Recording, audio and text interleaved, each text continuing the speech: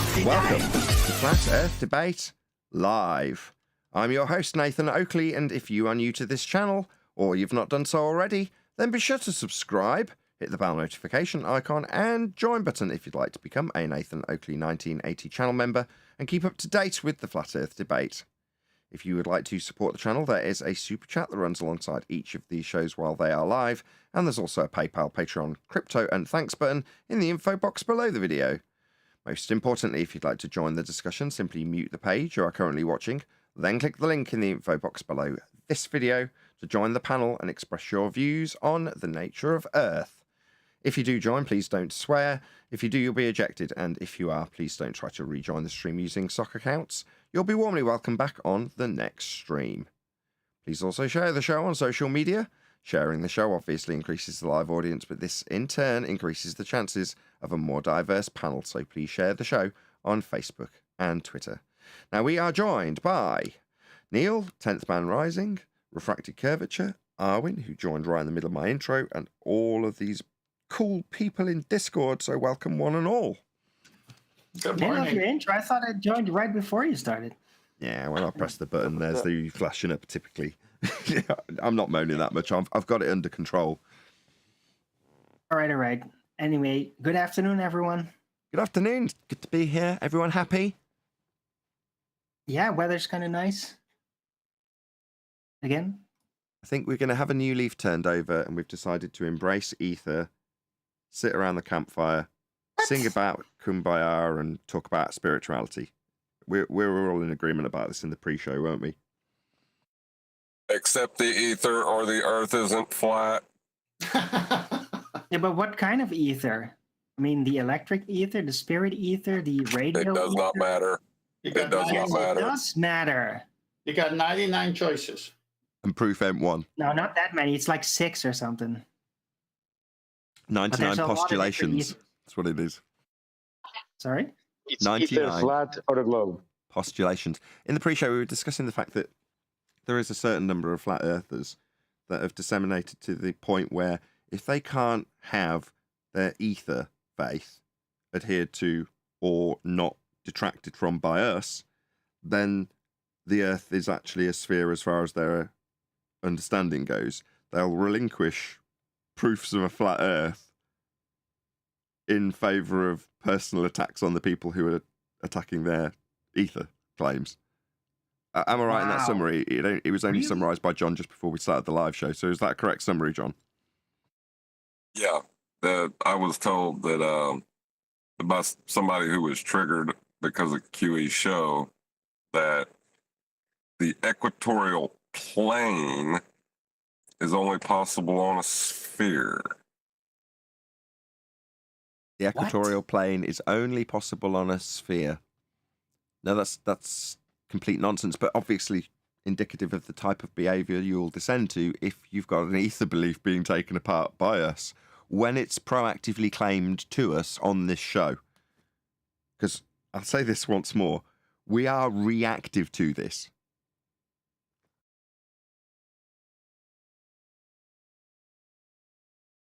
I was pretty shocked, that anybody would state that, and seemed to be, I come to the conclusion at the end of talking to him that he was either a moron or a liar, but then again, it's possible he's just a religious zealot. I think it's zealotry. So, I do actually think people do want to retain their ether belief so much that it has now disseminated into pure zealotry. I can't think of a better word. Well, when that one guy said it was the basis for his reason and truth. There you go. The unprovable, unmanifest, non-validated ether, all-encompassing the entire world, is the basis of his entire existence and worldview. Right, okay. So, But ether is the one thing, it's like the counter space, right? The thing that's been left out. And since there is always something that isn't manifested, it has to be there. Nathan, what do they like to use as a example for ether when they talk about waves in water? What are they trying to do there?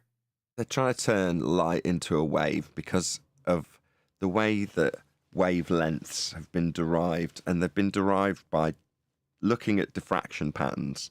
Well, diffraction patterns of light, if you want to break it down into how they're formed, you can show them being formed if you fire light through a slit, i.e. cause it to have interference or diffraction.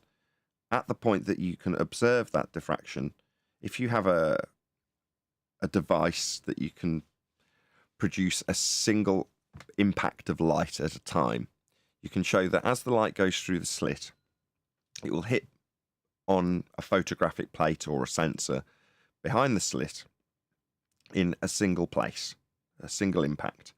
Now, if you then fire another light particle, I'm going to call it for ease, packet of data, light, if you will, through the slit, it'll hit in a different place. Now, that's then 2 impacts. Now, if you repeat that process over and over and over again, you get the bars, the rows of light dots or bars that they show you, i.e. an interference pattern, diffraction. Well, that diffraction pattern is where is the next light particle going to hit when I fire it through the slit? Will it hit on the far left bar, on the far right bar, in the middle? And the likelihood of where it will impact is a probability. A probability distribution in mathematical terms is also known as a wave function. Now, describing the likelihood of impact as a wave function, or as I just described it, probability distribution, is where you get this reification of light needing a wave. It doesn't. Wavelength is the description of the varying types of light and the diffraction patterns they produce, and the description of those patterns as the probability they show.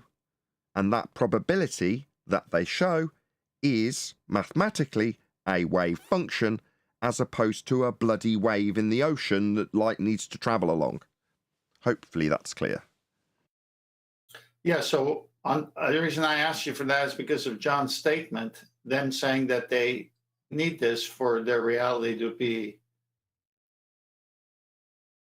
how did he put it, John? Like all of life exists about this? No, it's the basis of their truth and reason. It's their postulation. Okay, so the basis of their truth and reason is substantiating ether to be what they want it to be, but we can't show you pseudoscience versus real science without it, right? Well, it's based on a misapprehension of the description of diffraction of light in various different types. Now, the various different types of light have varying different probability distributions, and those various different probability distributions get described to us in layman's terms, although it may sound complicated. This is very much layman's terms of light and its behavior, as a probability distribution called wavelength. Now, because the word wavelength has wave in it, there's an automatic assumption by people who have a misapprehension of this probability distribution extrapolation to think that it actually requires a physical wave and a medium to be that wave, and therefore that medium for the misapprehension of wave function is ether. Yeah, but my contrast is we're on the other side of this argument until they prove it, and yet we're able to show how pseudoscience is not science, and we're winning the argument each and every day, disproving that this fictitious ball that we live on. So when this person says what John said he said, it's not necessarily true that you need to believe in ether in order to have truth. Look here, Tim. Can I say something? You bunch of materialists, okay? You atomistic Christians. We're just tired of you guys. We are not materialists. We believe in an ether material that's not material. Well, I want to set you straight here. Christians believe in the spiritual world that's not material and believe that we are made to dwell in the material world. Therefore, we have a body suited for a material world. So we have both. We're getting Can I say challenged by the... something? Hold on a second, Darwin. Sorry. We're getting challenged from the super chat. Jardo says, they have never sent light, open brackets, photons, down the double slit, full stop. Complete rubbish. Okay. Slit diffraction is the basis of the descriptions of the wavelengths, though, Jardo. There's actually a demonstration of this pinned in every single Flat Earth Debate live show in the comment section. So, light as a particle, you can go and see it happening with your own eyes. There's a video with Morgan Freeman having this demonstrated with an argon pump laser firing a particle of light through a slit. There you A go. quanta. It's linked below. So also Quanta, not particle. call it Can I whatever ask you a like. fast question? Does it matter? No, me. Light. I've been waiting for. Light comes out of the argon pump laser, goes... Oh, I have to be careful what I say now, aren't I? Light comes out of the argon pump laser and is then received at the photographic plate. In this case, it's not actually a photographic plate like you'd know with the silver emulsion or whatever the hell. It's actually a photographic sensor like you get in a modern digital camera. Let's just get that clear. But light comes from the thing that produces the light, in this case a laser, and is detected on a plate at the other end. And in between those two things is a slit. And that slit is the thing that causes the light to diffract in the first place. The light diffraction is only occurring because the light is going to the slit and then diffracting as it goes through it. Now, you can, if you wish, bandy words about some of my words that I've used carelessly in that description, and I'm smiling while I say it because it, like most things, when you know how ignorant you are about them, for me, it's quite uplifting as opposed to depressing. Now, this can go either way depending on who you are, right? But the actual journey of the light is very, very much in question. Does it even have a journey? Anyway, that's a discussion for a different time. The reality is there's light being produced at one end, detected at the other, slit in between, and you can move the slit, open the slit, close the slit, and stop the diffraction even happening. You can just have light flooding through a hole without any issue, you know. So from that point of view, Jardo, I really do appreciate the super chat, though. Thank you very much. Right. So I just, this is really interesting. It was also coming up, by the way, in my show today. So I'm already into it.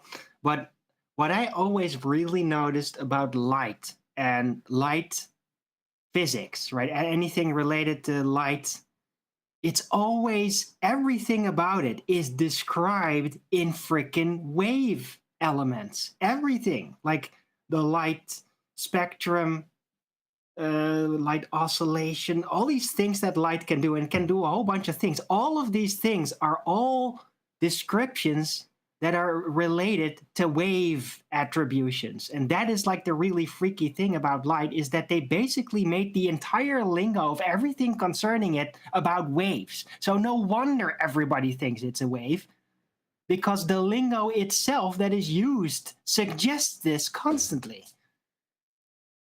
Would you not agree? No, I totally agree. And I understand why. You know, there's a lot of...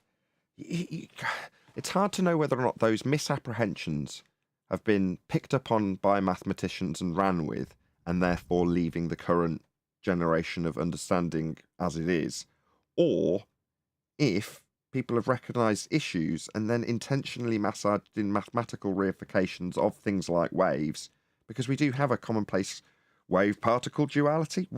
What the hell is that? No, there's no misunderstanding here.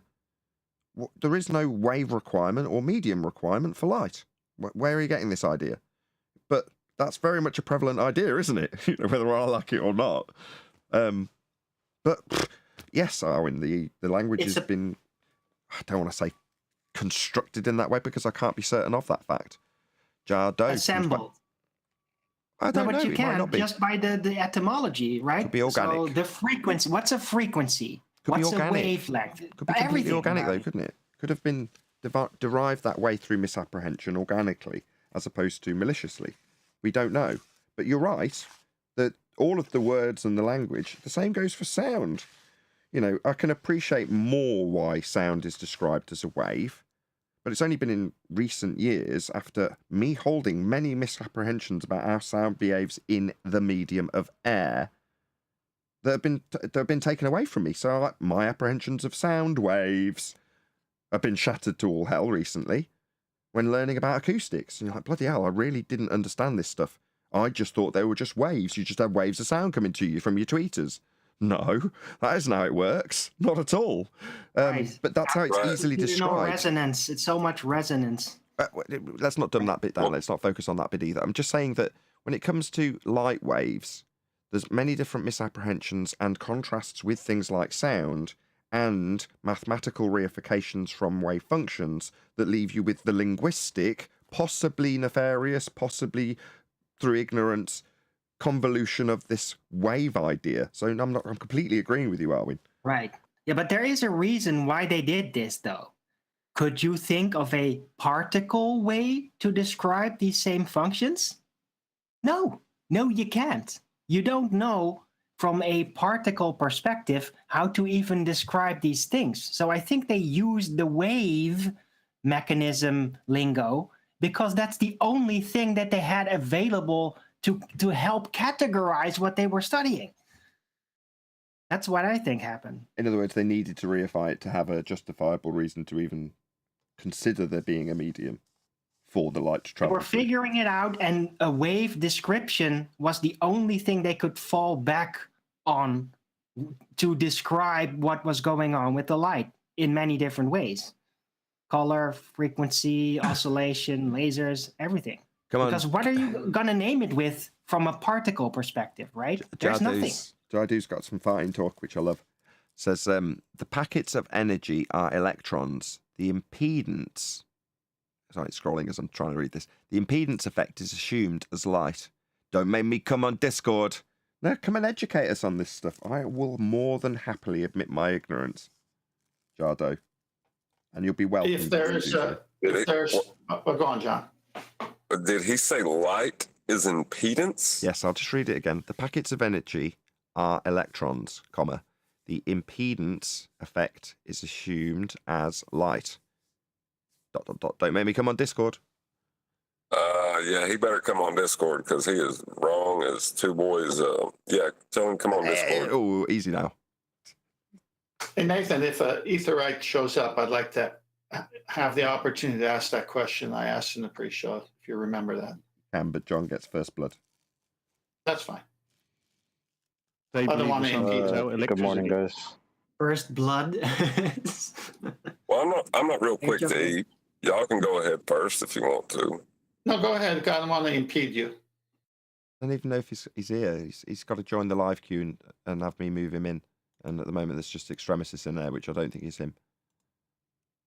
My brother's trying to get in too, so. If you do want to join, you see this live stream queue. If you make it all the way to Discord, I'm not even going to attempt to tell you how to get there. I still struggle to get back to my own room sometimes, so I don't know my way around Discord. But if you found yourself to this part of Discord, which looks kind of like this, with all of these lists of other people's shows and various things in Flat Earth Science versus Pseudoscience, which is the name of this Discord server, then you have to join the live stream queue if there's over 13 people in there, just 'cause I struggle to keep track. Now, I can add more than that to it. It just means I've got to scroll around to actually see who's rumpusing whatever conversation they dislike. Anyway, yeah, there's a few people in there. Whether or not Jardo joins, there's no obligation, and the fact that he paid to have his objection is fantastic. Thank you so much. I just found out how much electricity costs today. A lot. So that's a bit of a problem that I didn't realise I had. But anyway, I really appreciate the super chat. Thank you. Yeah, my brother's trying to get in too. He didn't super chat though. But the room is full. No, it's not. I didn't I just go through that 5 seconds ago? Anyway. Yeah, I know. We're trying to do it. It's not working. So this has turned into an Ether special, hasn't it? It's no housekeeping. We're 20 minutes in. Anyone still think we live on a ball or what? I know, but people are making a lot of waves about the subject. Well, the reason we're But they're talking taking about it things is too lightly. Chocolate, the reason we're talking about it is if they can't have their ether, the Earth isn't flat anymore. That's correct. Oh, no, God, I tell you off now when you've got such a great point. What? Don't stereotype fallacy them. No, you can contextualize it with the examples if there are more Okay, than yeah. one. One guy did that. All right, sorry. One guy did that.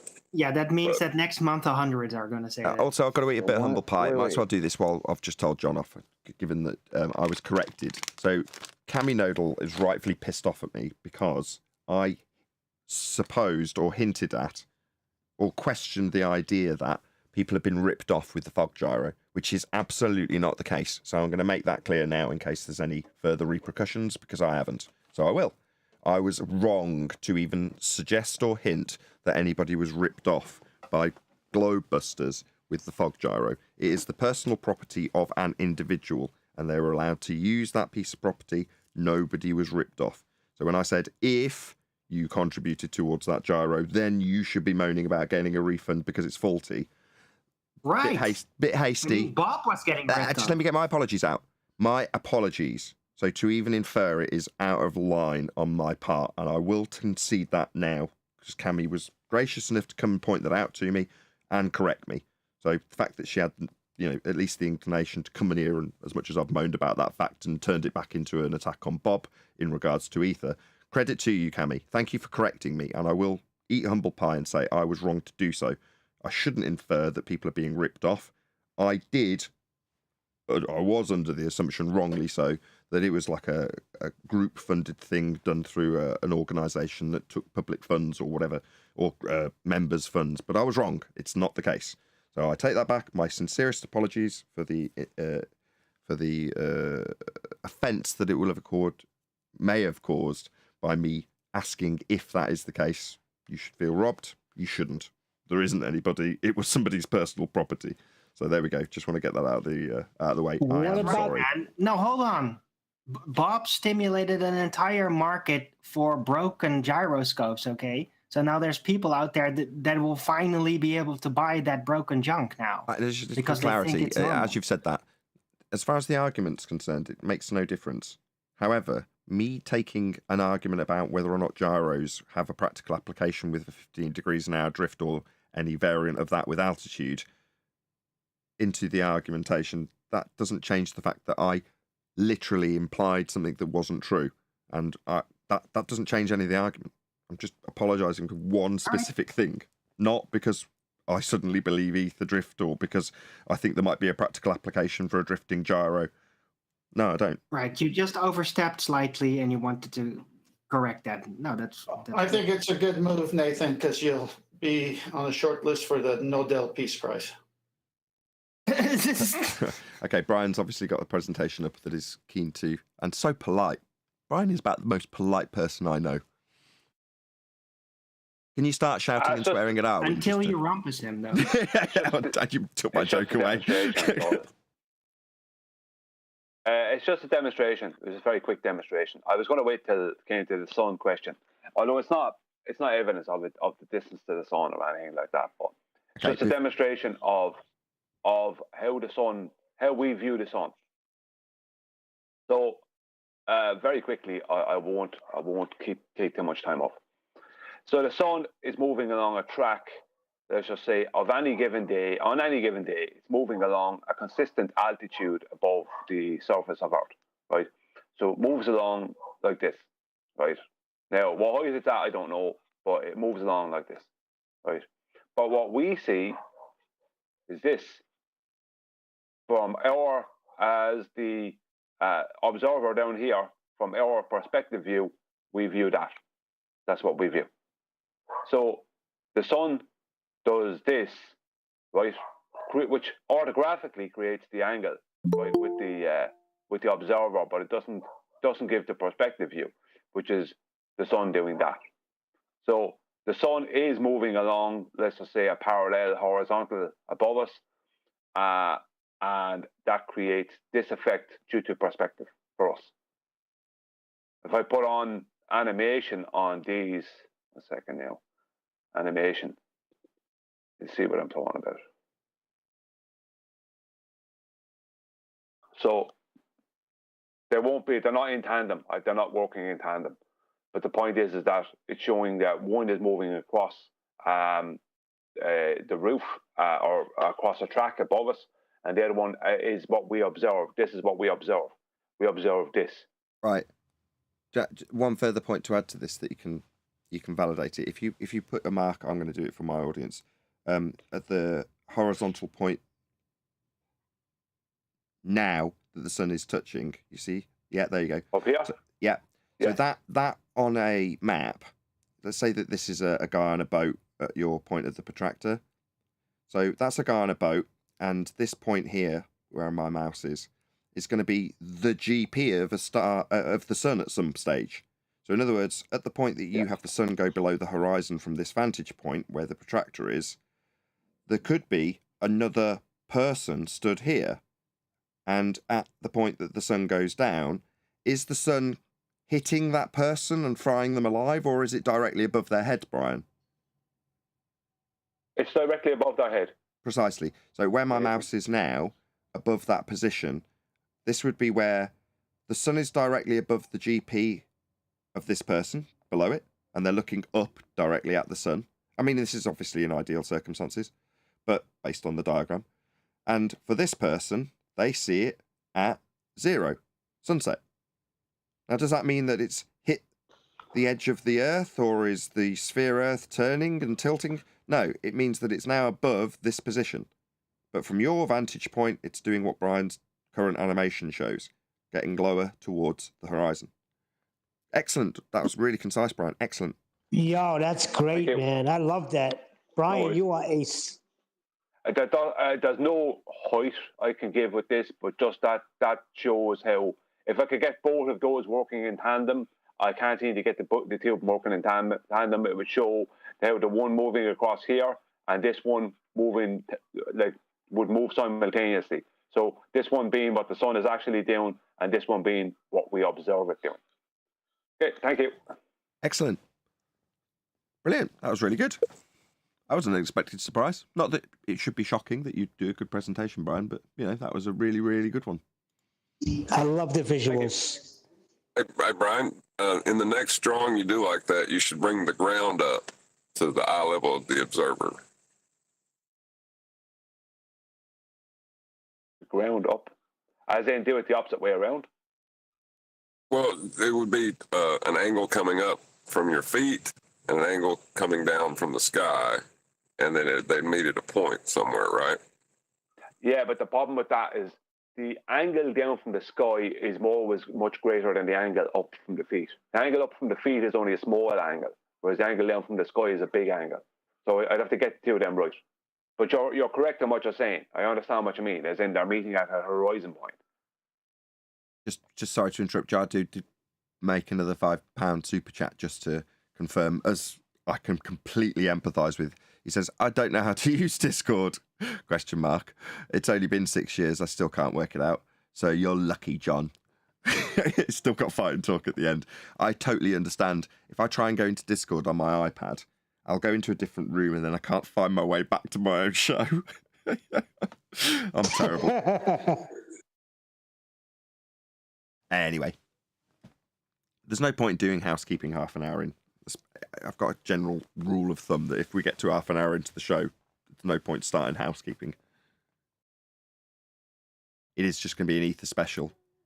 What was John's point again to Brian? John, can you say it again?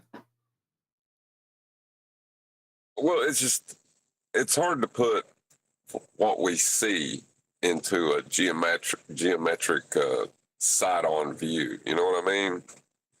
Like, you can show a principle in it, but it's impossible to completely show how you see orthographic.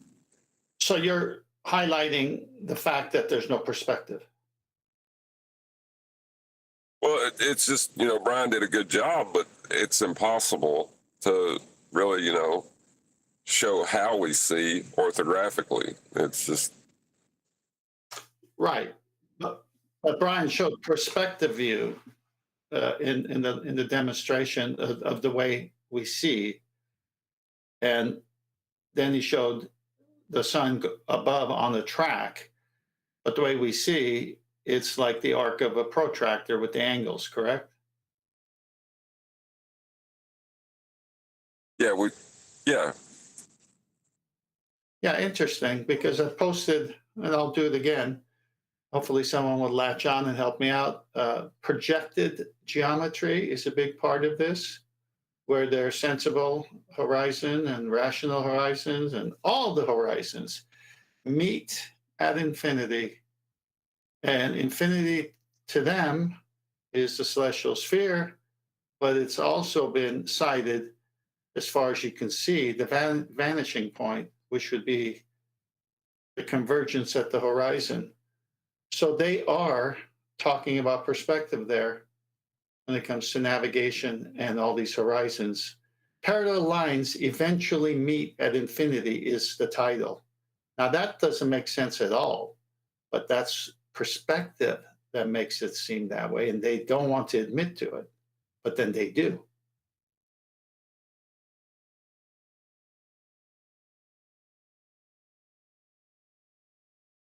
Yeah, they use it for different reasons. Brian's using it to try and demonstrate how what is a sun moving across a flat plane presents itself as a sun moving towards the ground in an orthographic representation. But they use it to hijack perspective as opposed to show in an orthographic view how you've got a perspective effect rendering to you and how that differs to the actual path that the sun could be considered taking based on where it'll be above at a given time. Well, Brian's not attempting to hijack perspective. They are when they use Muppet vision, as we fondly call it, which is orthographic view. In case you're wondering what orthographic view is, it's on screen now. So this view incorporates the side of your own head. So you can see your viewing position as well as the position of the target, which typically isn't the case. You don't get to see the side of your own head. If this view is real, you'd see the Earth curve isn't blocking the oil rigs. Right, but I wasn't trying to say he was hijacking it. I was just saying it how I wanted to reiterate how hard it is to explain what we see in an orthographic view. And I was trying to explain that it's the heads and tails of the same coin. They're admitting to perspective, while in orthographic view, not showing it. Imagine doing calculations from a perspective that nobody has. And that being the only place that Earth curve resides. Did Yeah, you want to imagine present that. you again, Brian? Yeah, I have. What I've done is I've changed the height of the sun. Right, I brought it way up. Right, so if I put on the animation, let's just say animations again, this will be. I just want to show. So, right now they're not in tandem, but this will be right. Basically, what would happen, because this would be the sun at for us, the one coming down here now. This one is not long enough, but this one would be the sun coming down here and meeting down here at a point of 6,214 statute miles. You don't actually need the second sun, because what you've got is the point that they cross the two lines. You've got a yellow line and a blue line, or whatever color they are. I'm colorblind, but I don't know if you can turn off the second animation that moves across the diagonal downwards, because it's just the point that the line crosses. So where the line along the top crosses this blue line is the view that you would get. Yeah, I'm going to try to hook it up so I can get the one at the top will be working at an exact length along the top to match this. So I'm trying to work it. See, this would be when the sun is when it gets to here, it's at 6,214 statute miles, it'd be 5,400 nautical miles. But there's a couple of problems. One of them is we don't ever actually see the sun setting. This is something that a lot of people don't know, and they didn't, let's say, highlight in schools. We see what's called the sun mirage on the low and close to the horizon. We don't actually see a sun going down behind a physical anything. The thing that's supposed to go down behind is not physical in the first place. They kept that secret. Secondly, the sun that we're seeing at the horizon is not physical either. I'm not saying the sun is physical. I'm not saying it isn't. The point I'm making is what we see is only a mirage. It's called the sun mirage, and it's on the horizon. And that's why it goes all melty and all the rest of it. It does. It can disappear in several different ways due to it being a mirage. So we don't ever actually see the sun actually setting. We don't see that. You can't see that. You see the sun mirage. There's something else that they didn't inform people about. Cool. Thanks, Brian. Yeah, no worries. I'll turn this off now. Share my screen.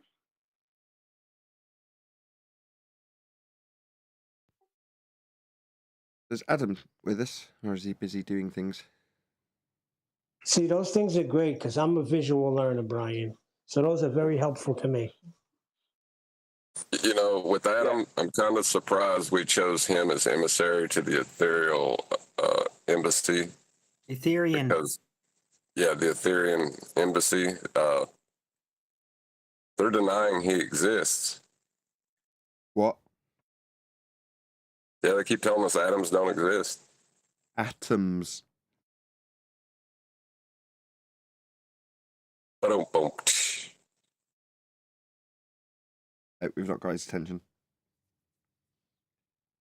So is the onslaught over then? No more Discord chanting about ether today?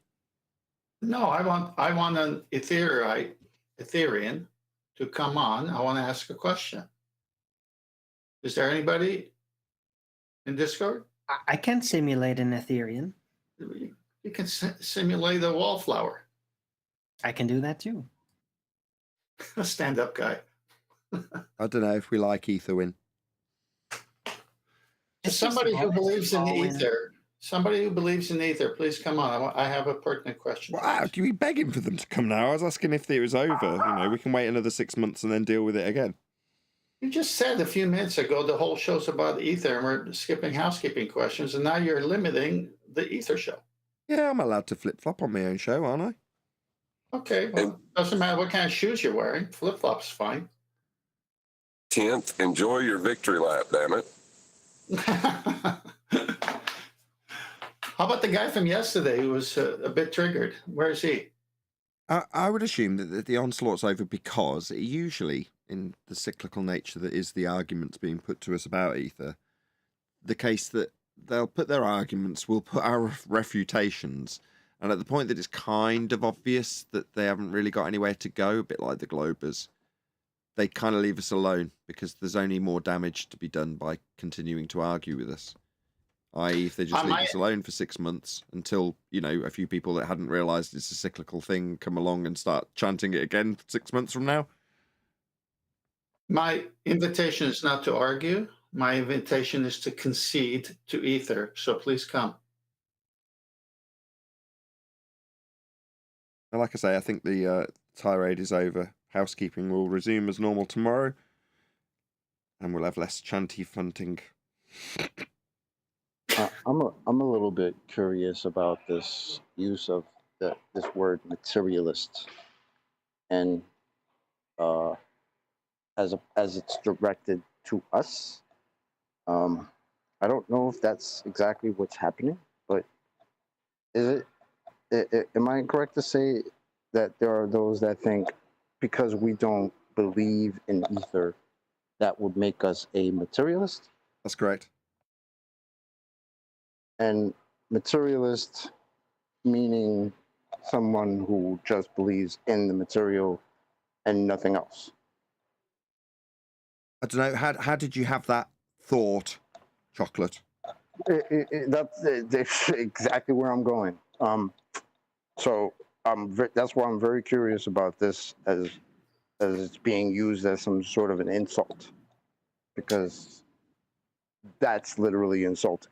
If you think because I don't believe in ether, does that mean that that makes my thoughts physical? But the ether is a background material. I don't care what it is, regardless of what it is. Did you not just do what John just said? Chocolate, just respond to what John just said. Repeat what you just said, John. But the ether is a background material. Oh yeah, that's cute. Actually, they describe it as a field. Everything is fields. I mean, that's Strawberry great. fields forever. So I don't know. That's what I wanted sort of clarity on, because I'm hearing that apparently that word is being thrown at us, and I don't remember anybody on this panel saying anything about things like thoughts and being physical, and there is no immaterial in the existence that we share. So Chocolate, I as said, long as we're not going that route, then I'm okay. Thanks. Chocolate, I said earlier, from a Christian point of view, biblical point of view, I believe in the spiritual and the physical. I believe there is a spiritual world and there's a physical world where material exists. Now, do they agree that there's both, or do they agree there's only one and you got to choose which one? It sounds like they're just projecting. Oh, you're a materialist if you don't believe in this. Could that be because ether is a materialist concept? We're Ding, ding, ding. materialists because we don't accept the man-made gadget that's claimed to be science.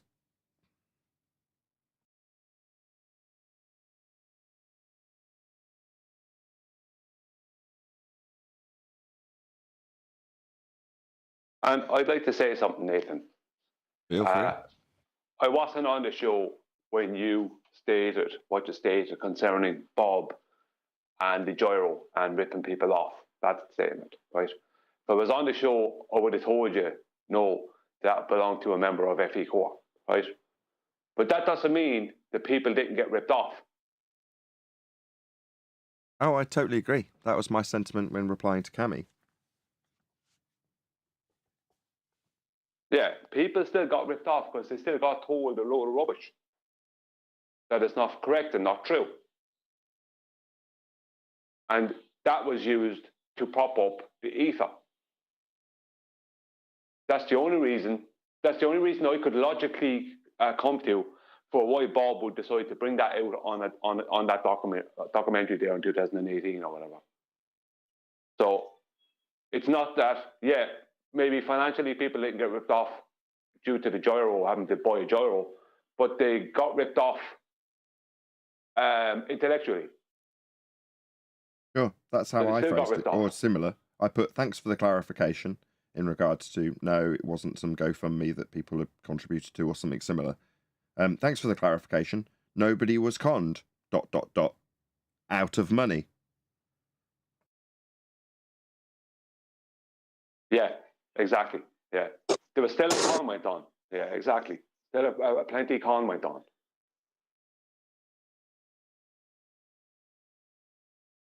Is money material?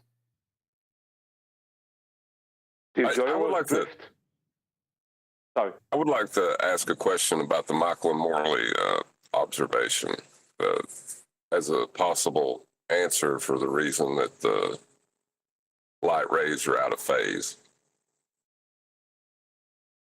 I've got to address something from the chat first, if you don't mind. So Jardo says, Nathan, I contribute to you, even when funds are scarce. Never ad hom, but anyone happy to exchange in chat topics. To be silenced by a mod is disgusting. I agree. If you're being timed out when you're being polite and you're just expressing your objective opinion, shall we call it, in regards to ether, I don't think you should be getting timed out. I didn't notice that was the case. So, Well, I'm reading, excuse me to interrupt, I'm reading Level saying, I had timed out Jado for personal insults. Now he's super chatted to whine about it. Okay, I didn't see any of that taking place. But yeah, okay, moving on. Thank you very much for the super chat there, and I really do appreciate your contribution. If my mods, who I do definitely trust, are timing you out for personal insults, I don't know what to say. Thank you for the super chat. Keep contributing, but keep it clean. Well, no, you can overstep the line a little bit if you're paying for it. Let's be honest. Right. I had timed out Jado for personal insults. Now he's super chatted to whine about it. He was not being polite, and it had nothing to do with ether.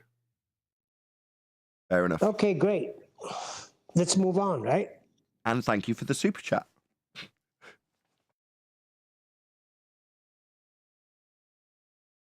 I like it. I like a courteous discussion in regards to ether, and I've tried both tacts now, and I've got to be honest, the gentle hand approach seems to be better, or it seems it yielded a better result. Let's put it that way. More people contacted me after being more willing to listen to the nonsense and have it slowly picked apart, let's just say, rather than getting frustrated very quickly with nonsense the moment I hear it.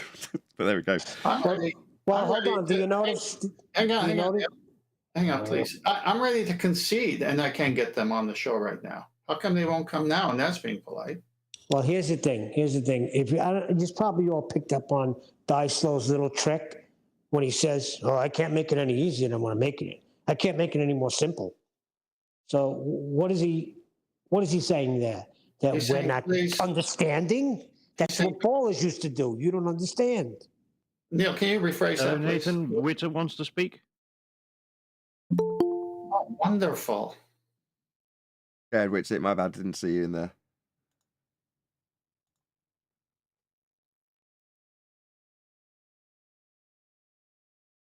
Does my mic work? Yeah, you're all good. Okay.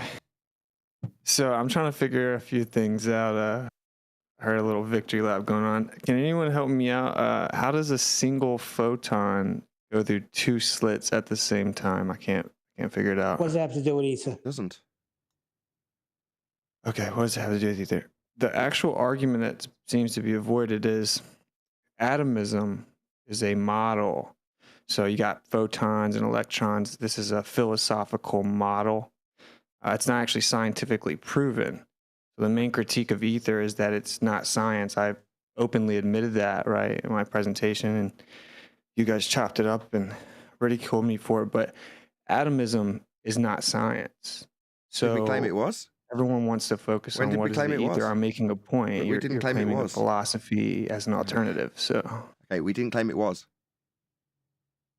So photons and electrons is not science.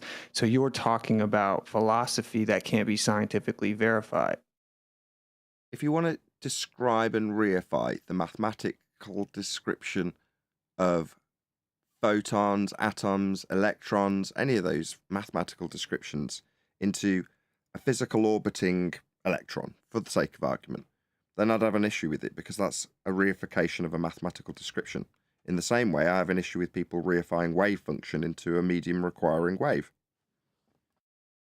You guys are talking about photons and electrons as if they're real, and you are reifying the mathematical construct that they are, though. I wouldn't agree. Austin, you're Hold on, mixing let me up just, something. hold on. It's I wouldn't agree. protons, So- not photons. Okay, I wouldn't agree. So earlier, I tried to describe badly the argon pump laser firing a particle of light, I'll use my words deliberately, through a slit to a sensor on the other side, and then hesitated, laughed at my own ignorance, and said, I'm doing a bad job because of the journey that I'm implying in my description of the light. Now, I can't verify that. I don't know that it's true. It seems to be wrong. Contradicts a lot of the understandings when you use our basic language to describe what light does. And that's what it is, basic. But I understand the limitations of the mathematical descriptions. It doesn't alter what actually occurs, i.e., light is produced by one thing at one place and is seen by another thing at another place. That's a fact. Now, I can show that in the case of this example that you're critiquing. We're nowhere near ether yet, by the way. And I'm not making any claims in this regard. I mean, I don't know why you're attacking this. I'm not making any claims with it. And I'm not reifying the mathematical descriptions of things like electrons either. But you want to critique me on that, fine. I'm not doing that, in my opinion. I'll stop there. Everyone's hearing you guys talk about photons and electrons, and you say, what is the ether? What's a photon that simultaneously goes through two slits, collides with itself, is sentient, knows it's being observed, and transcends time? The double slit is not an experiment. It has a man-made device, and it's not a naturally occurring phenomenon until you beg the question and reify your interpretation of the double slit. I don't have a problem with logic and philosophy, and if you guys want to be atomists, that's okay. But call it for what it is, and everyone is taking their victory lap. I'm confused. No one's addressed the actual argument. We have only two potentially viable frameworks that have been offered for interpretation: atomism and the ether. Now, you guys obviously don't like the ether, but I want to know how atomism is more scientifically verifiable. You also don't always see light. It isn't. I didn't claim it was, nor am I using it to claim all-encompassing fields of everything. So you're attacking this like I'm using it to make some claim about something, and I'm not. You are, though. You're claiming light is a physical chunk. So third time's the charm. He's chunk. obviously deaf, ladies and gentlemen. I gave you an example literally 2 minutes ago, Witsit, of how I accept and acknowledge my own ignorance in regards to that's humankind's, basic understanding of light. I accept that. I do not, as you've just accused me of the second time, despite me giving an example of where I do not do that, reify the mathematical descriptions. I don't do that. I understand that our language is limited, and sometimes I fall victim of giving an implication of things like a journey when it comes to light. Something I can't verify and accept that I am ignorant of. So I don't reify particles or electrons or orbits of electrons or any of the notions that are used to, in a crude way, describe something. That's all they are, descriptions. However, I'll say it once more, it's the actual argument as far as I can see that you haven't acknowledged. There is something occurring. Light, and the diffraction thereof, is definitely a phenomena we can study and have. No, you're presupposing that light's traveling from point A to point B. I'm not. I've just said the opposite to that. That's fourth time he's done it. No, How do you have diffraction? No, I'm not. What I can demonstrate is light is produced at one. Are you telling me, Witsit, by your last statement, that you do not accept that a lighthouse turns on and produces light and you see it? Because that's essentially what you're disagreeing with at this stage. Frustrating, but we'll have to take this down. That's where it originates. That's where it manifests visibly, just like radio is not visible. All spectrums of light is not visible. You're presupposing it travels from point A to point B. You're not attaching yourself for the implications of your claim Get of it the right. photon. You're saying that the light is not visible. So the light from the lighthouse turned on way over where isn't visible. Okay. This sounds like we're talking to somebody stupid. Light from the lighthouse is visible, Witsit. That's why I got you to just literally tell me that the light from the lighthouse isn't bloody visible. This is stupid. A stupid line of argumentation, Witsit. You're literally now telling me that it's not visible. That this spectrum, what? The light from the lighthouse, the spectrum from it isn't visible? That's absurd. Didn't say that. I said not all light is visible. So the light from the lighthouse isn't visible then, Witsit, or did it get turned on over there and get seen over here? It got turned on over there, quote unquote, and seen over here. And right, so we have a phenomena. So when I'm describing light and its journey, as crudely as that may be perceived by you and my acknowledgement of that crude description, we definitely have it over there, seen over here. Yeah, okay, I acknowledge that. Now, if you put a slit in between, you can get it to diffract. That's a phenomena that we can observe in nature. Now, given that wave we can interference observe pattern. and getting rumpused, he's declared that this Wave isn't interference science pattern. and not an experiment. I'm taking that apart right now. It's okay. Just chill. Okay. Do you deny? The argon pump laser fires entangled quanta. That's how they can be split. Hold on a second. Before we get to entangled quanta, we're not on to the delayed choice yet, Paul. You're getting way ahead of the game. I appreciate that that's where we may end up. Okay, let's start with the basics. Light's coming from the lighthouse and coming over here. If you put a slit in between, you can get that light to have interference, aka diffraction. That's a natural phenomenon. If there's a tree between you and that lighthouse and there's a small enough slit in between the leaves, you can see the light diffract. That's natural. It occurs naturally. Do you not accept that as a natural phenomena? You said this wasn't science. I don't accept that a single photon could go in two locations simultaneously. That debunks the photon. So what's the That's not part of the double slit experiment. You've obviously got a misapprehension about what's going on in the double slit. That's not what's occurring. You shoot a light at a double slit. They claim that a single photon enters two slits That's not what simultaneously, they claim. collides with No, itself. that's wrong. Yeah. You don't understand the double slit. What's it? Oh, so how is it a photon my going God, through two slits? Really? Yeah, he doesn't understand the double slit. Sorry, how high is your Neil IQ understands again? this Stop. better than me. Stop This is talking. going to get hilarious. Oh, no one understands Stop. it better than you. Everybody stop. Which one are you talking about? That means you, Neil. Sorry, how high is your IQ? You think that the claim of the double slit High is- enough. Go ahead. High enough. Okay. So your understanding of the double slit, misapprehension of the double slit, is that you fire a photon of light and it simultaneously goes through both. I'm asking you. I don't believe in photons. No, it doesn't. I'm not No, retarded. that's incorrect. You don't know which path the light goes through. Hey, how do you get the wave interference pattern with a single photon? You don't. We don't. No. Okay, well, the quote unquote particle that hits the sheet, it creates a wave interference pattern. What one? So what's the wave function of a single impact on a sensor? What's it? You give me the probability of where the next one will hit based on one impact. That's all this is a Sorry, probability. you asked me where the wave function. was. I said you can't get one. You brush Waves aren't past you things. brush past that humiliating defeat pretty quickly. Do you What? want to acknowledge that? No, you can't get a wave function from a single photon hitting a photographic plate or sensor. You can't do that, Whitsit. So given that you didn't really acknowledge and brush past pretty quickly the fact that there is no wave with a single impact detection, can you tell me where the wave, that light that impacted the plate, had a wave to go through, given that there's no wave to be derived with a single impact, as I said to you? Maybe you didn't hear me say it twice. You brushed past it pretty quickly. You're under the impression No, that a single impact no, happened. you can't derive waves from a single impact. So That doesn't what happen. wave, Whitsit, did that single quantized chunk go through, given that there's no wave function to derive with a single impact? Go.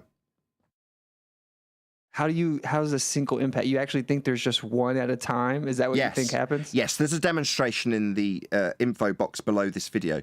An argon pump laser firing a quantized chunk of light at a photographic sensor. Yeah, it's been below every single video for the last 1,000 shows, actually, Whitsit. So, yes, absolutely, there's a demonstration available to everybody who watches every show ever. Surprisingly, All right, let me help your embarrassing defeat that you're about to rumpus is indeed the fact that you cannot derive a wave from a single impact. The thing you brush past pretty quickly. Where's the wave? It's admitted. Do you want to just tell me where the wave is? Because your ether depends on it. For the single Waves are not quantized. things. Do you want to They're just tell me where the wave is? Your ether belief depends on waves and light needing them. So with this single quantized chunk impact, tell me where that wave is, please. There isn't a single photon that is a. There's a demonstration below every single video for the last 1,000 shows. You can see a single quantized chunk, a photon, hitting a photographic plate, aka sensor. It's demonstrated, linked below. 1,000 shows have had it. So, no, yeah, that is actually the case. You can show a single quantized chunk. Quanta, that's what quantum mechanics is based on. But that quantized chunk being demonstrated to hit a photographic plate and showing a single impact doesn't have enough information to derive a wave from. That's about the 5th time I've said it. So given that your ether belief depends on wave, as he interrupts and Fundy mutes this question again, where's your wave that the light must travel through when a single quantized chunk hits the photographic plate? Which is 6th time I've asked. Okay. So you don't actually shoot a single photon just because you keep saying. 1,000 shows have had this link below, and it's the basis of quantum. It's quantized chunks of light, single chunk, single piece of light hitting a photographic plate. Yes, you can. It's been linked below 1,000 shows. Don't start your next response with "that's not possible." Yes, it absolutely is. Admittedly, you just get the probability to be so low you think. Where'd you get the probability if there's only one impact? Oh my god. Where'd you get the probability if there's only one impact? Are Probability you is freaking out? sorry, probability is more than one piece of information needs to derive probability. Where will it hit next? Well, if it's only hit once, where'd you get the probability, Whitsit? Listen carefully. You don't actually isolate a single chunk at a time. Yes, you do. It's in a video demonstrated in 1,000 shows, link below.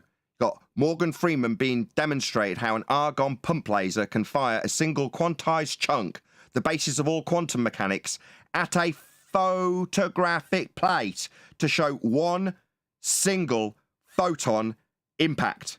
Yes, it can. 7th time. Given that you can absolutely, without question, show a single quantized chunk hitting a photographic plate, I'd like you, who can't even acknowledge this can even be done, to explain where you get a wave from, given that a wave function is the probability of where the next impact will take place. Now, with one impact... not let me explain it. It's because you keep starting by telling me that that's not possible. You can't have one single impact. You can't have quanta. The whole basis of quantum mechanics is wrong according to your first statement. I'm going to stop you. Quantum mechanics is beyond retarded. So you just... Oh, is it really? Okay, there you go. Oh, right. What's a semiconductor? You won't even let me... What's a semiconductor? Tell me what a semiconductor is, Oakley, since you know so much. Why is it that I ask you a question about something you've just declared to be nonsense, and you immediately flip it back onto me, Whitsit? We're not anywhere near talking about his belief in a medium for the light to traverse as a wave. And I explained on this show how wave function, the probability distribution of the impacts of quanta, were used to give you wavelength, the description of all of the lights, based on their diffraction patterns. Now, those diffraction patterns can be built up with one impact at a time. You can do that. It's linked below and has been for 1,000 shows. Meanwhile, Whitsit isn't telling my audience where his wave is involved when you fire basically just a bit of light. A photographic plate. All that's happening is a photographic plate is seeing a bit of light come out of a machine. That's all that's happening. And he's saying, that can't happen. Yeah, it can. You can have a single impact on a photographic plate. Definitely can. And you can continually fire quantized chunks of light through a slit and build up the diffraction pattern one impact at a time. But when you've only got the first impact, there is no wave function to derive a wave for you to reify it into a medium. Okay. How does a photographic plate detect the photon, Oakley? So you're asking me how photographs work? You're telling me that you don't appreciate that a photographic plate can have an iris open and let light onto it? You don't even know how it works. So you're telling me I don't know how it works? I know that photos exist and that light is captured by an emulsion or a sensor for us to later look at. And in this case, we have a single dot. That would be a quantized chunk of light hitting what is essentially just a photographic plate. That's all it is. But you're going to question the very validity of whether or not photographs can take place? Wait, you think it's taking a picture? Yeah, that is precisely what it's doing. It's a photographic sensor, you bonehead. My God, you're as ignorant as they get when it comes to this. You literally don't know what they're doing. Yes, Whitsit, they're taking a photo. Did the word photographic plate not give the fucking game away? Photographic plate, you shit for brains moron. My God, you are an embarrassment to me, you stupid little boy. Okay, so they don't actually... Okay, that means sit down and shut up, you stupid little idiot. Yeah, everyone can tell you're... Yeah, shut up. Your time here talking to us like you've got something to say is over, Dumbo. Shut up, sit down, and know just how ignorant you are. You're asking whether or not photos can happen, you moron. My God, we're surrounded by complete retards in Flat Earth. Some days, as much as I have to say I've got a great community, because you guys are ace. I hate to say it. You're amazing. You support me so much. But with that comes the grind of annoying nonsense from complete idiots who literally want to deny that you can take a bloody photograph and question the validity of photography when we're talking about a photographic plate? I mean, it beggars belief. What have I got myself into? No wonder people don't want to be flat earthers. Nathan, nobody understands a double slit as good as Witsit. Oh, Neil's going to tout victory as Oakley Fundy. Did you not understand? Sit down, you stupid, ignorant little boy. What part of that didn't you understand, boy? Sit down and understand how irritatingly ignorant you are, Witsit. Shut your stupid mouth. Stop self-projecting, dude. When somebody asks me if a photographic plate is a photograph, that is the point that I lose my temper with them because of their absolute glaring ignorance and stupidity, Witsit. Now sit down and shut up. You're literally Fundy muting me. Sorry, you think you've got something to say, do you, Witsit? You've just questioned the host on the validity of photography. No, when you read... Yes! Now sit down and shut up. That's what you've done, you stupid boy. Neil, what's up now, big boy? Big boy.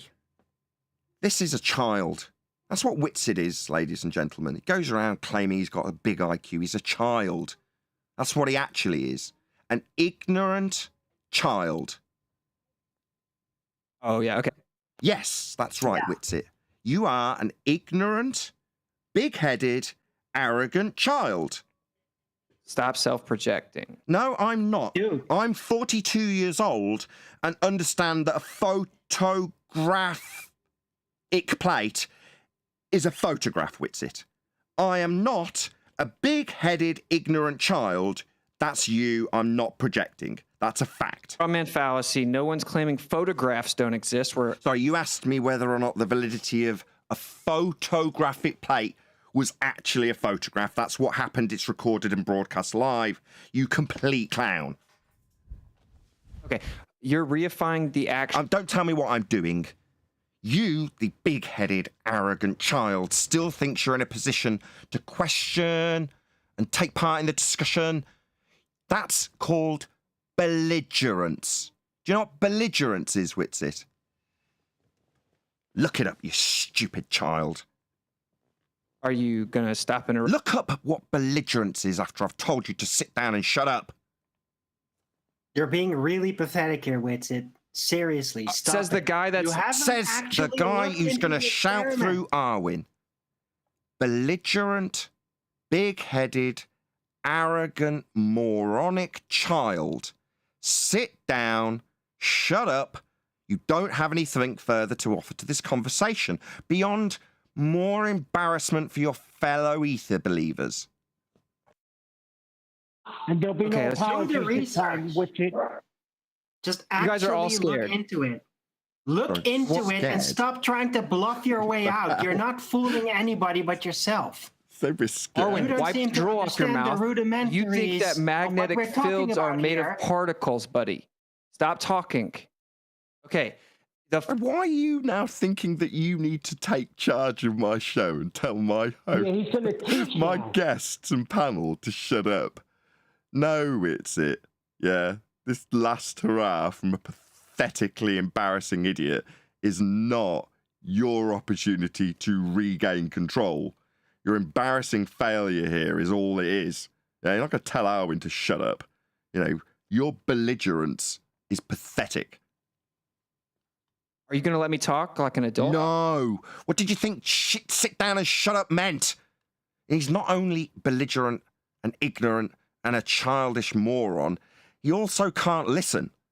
He has to ask somebody who's literally told him to sit down and shut up 4 times whether or not he's got permission to speak. You are an imbecile, Witsit. Given that you have told us that photographs aren't real, because you're thick as shit, that doesn't invite further discussion from you. It invites you being told off and put in your place. Okay? That's a straw man Maybe fallacy, we buddy. misunderstood him. Well, it's hard to understand me when I can't say more than 4 words, huh, now? Whitson, I That was just more don't than get 4 it. words. Hold on 1 second, John. Let me just talk to Whitson. You're one of my favorite guys on Flat Earth. I don't understand why you're getting duped by this Ken Wheeler nonsense. I've listened to it all. There's no validation. That's it. Oh, Neil feels sorry for you. It's not Ken Wheeler. Okay, this goes back to Nikola Tesla and Oliver Heaviside as the fatherheads of electrical field theory. Everyone in FED wants to talk That's about Ken electrical Wheeler. field, Sorry, Whitson. theory? Oh, like the double slit theory of the physical photon. Like double slit theory? You've just made that up. Yeah. Sorry, what, double slit theory? Physical photon. Sorry, this sounds like you're making stuff up there, Whitsit. No, you're making up photons. Sorry, did I say There is no double slit theory, dude. Or you just No, we're not making it up. It's been an established Just get it model. clear. Yeah, that is the belligerent, ignorant child, known as Whitsit, making shit up. There is no double slit theory, child. Still won't let me talk. Sorry, child. There's no double slit theory. That's just some stupid nonsense you spewed a few moments ago. Okay. Yeah, so, meanwhile, you've also claimed that there's a theory that supports the ether, haven't you? Okay. Yeah, so we'd like to hear the scientific validity for this theory. Neither atomism nor... Sorry, theory, you say? Theory follows experiment? Okay. Where's the experiment? It's not a theory. It's a convention. Yeah, conventions Oh. that we concede. We've already covered that 6 times with him, but he's just desperately containing his straw man that he needs to hold up. No, we don't reify these mathematics. We disclaim why we don't reify them and accept our ignorance when it comes to using them in our descriptions, Whitsit. Do you need this straw man to continue to burn? Okay, so conceptual models used to quantify little physical spheres, and then you take the quantification that was presupposed and reified and invoke it as if to prove the physical sphere isn't science. Does that sound familiar, Oakley? I have no idea what you're babbling about. I asked you where you get away from when you're describing quantized chunks of light hitting a photographic plate, and you question the validity of whether or not it was a photograph. The photographic plate uses something called emulsion. Okay, you're reifying the photon and begging the question with the photographic plate. No one is disputing photos. They're disputing your reification of the interpretation of what's going on. How much emulsion does the photographic sensor have in the video link just in my description for the last 1,000 shows? How much emulsion is there on that photographic sensor? Wait, how does the photographic sensor work? With Oakley? emulsion, according to your last statement. Well, you're the one making... Apparently, I'm reifying an emulsion. I hand him his own ass within his next breath, and he's got a new question, right? Dumbo, idiot, child, belligerent prick. Whitson, you don't see what's happening here? Yeah, it's being embarrassed, this child of idiocy. Yeah, this nonsense waffler is having his own ass handed to him, and he's being called a belligerent, idiotic child as it is.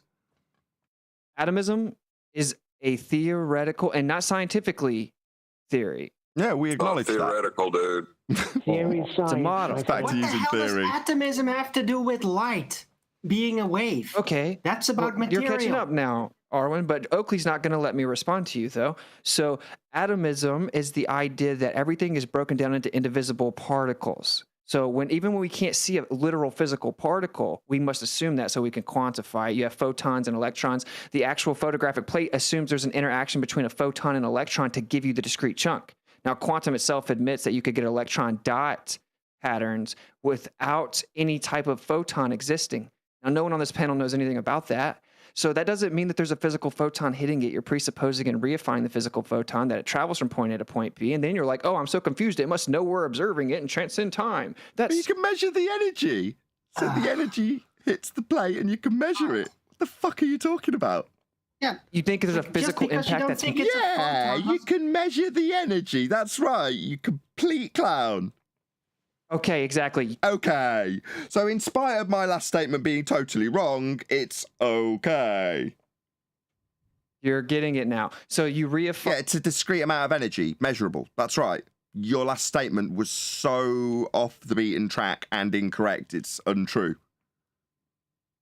Okay, so Sorry, am I reifying that measurable energy? Or is it measurable energy, Whitsit, you bonehead? you're reifying your interpretation. I'm reifying the measurable energy. The interpretation. I'm sorry, there was just measurable energy, though. I'm not reifying anything. Something hits a photographic plate or sensor, and you can see it. Akin to the end result of taking a photograph, you can see it. There's a little dot of light that hit the plate, and you can measure its energy. Sorry, what part of that am I reifying again? The interaction between the electron and the photon. Sorry, did I describe any interaction? That's how it works, Oakley. So that's what you're telling me it works like, or am I reifying something? So you don't understand how... It's just an ad hom. You pathetic little boy. Oh dear. How sad. Okay, so in the etheric framework, the light is... Can I say you're not gonna something? it's already there. So it's a physical interaction, but a disturbance in the medium, and you're perceiving the illumination. Now, in the atomistic interpretation, it's physically traveling from point A to point B, and that physical interaction on the plate is a photon. Sorry, according to his just most recent description, the atomistic description is a journey from point A to point B. So, I've got to do it for an 8th time. I described the limitations of the mathematical descriptions when describing a quote-unquote journey. I've done that for you on this show 7, now 8 times. No, we don't. No, we understand the limitations of that description, Witsit. I've disclaimed that to you 8 times. No, you don't understand it because... Oh, I don't! I don't understand what I don't understand and disclaim not to understand. I don't understand that. You fucking idiot. You're still presupposing it's traveling. I'm presupposing something when I say I have a limitation in my language in this description when I say it's a journey, because it can't really be proven to be a journey. yeah, I reify it, and obviously that's how I describe it when I make those disclaimers, isn't it, Witsit? You need this straw man still, yeah? You're assuming the light's traveling from point A to point P. Am I? When I disclaim that I don't know that to be true and can't prove it, I'm assuming it, am I? The light could already be there. Oh, it could be. When you say I'm assuming it has a journey and go to the efforts of disclaiming that it doesn't and I can't prove that, I am assuming a journey when I disclaim I can't prove it in any way has a journey. You utter wanker. Joe, you said you did know it had a journey, though. No, I didn't. I made absolutely clear now 9 times. No, we didn't. Yeah, 9 times I've made it clear that no, I don't have that understanding. We're really limited in our understanding of light in that regard. House Oakley.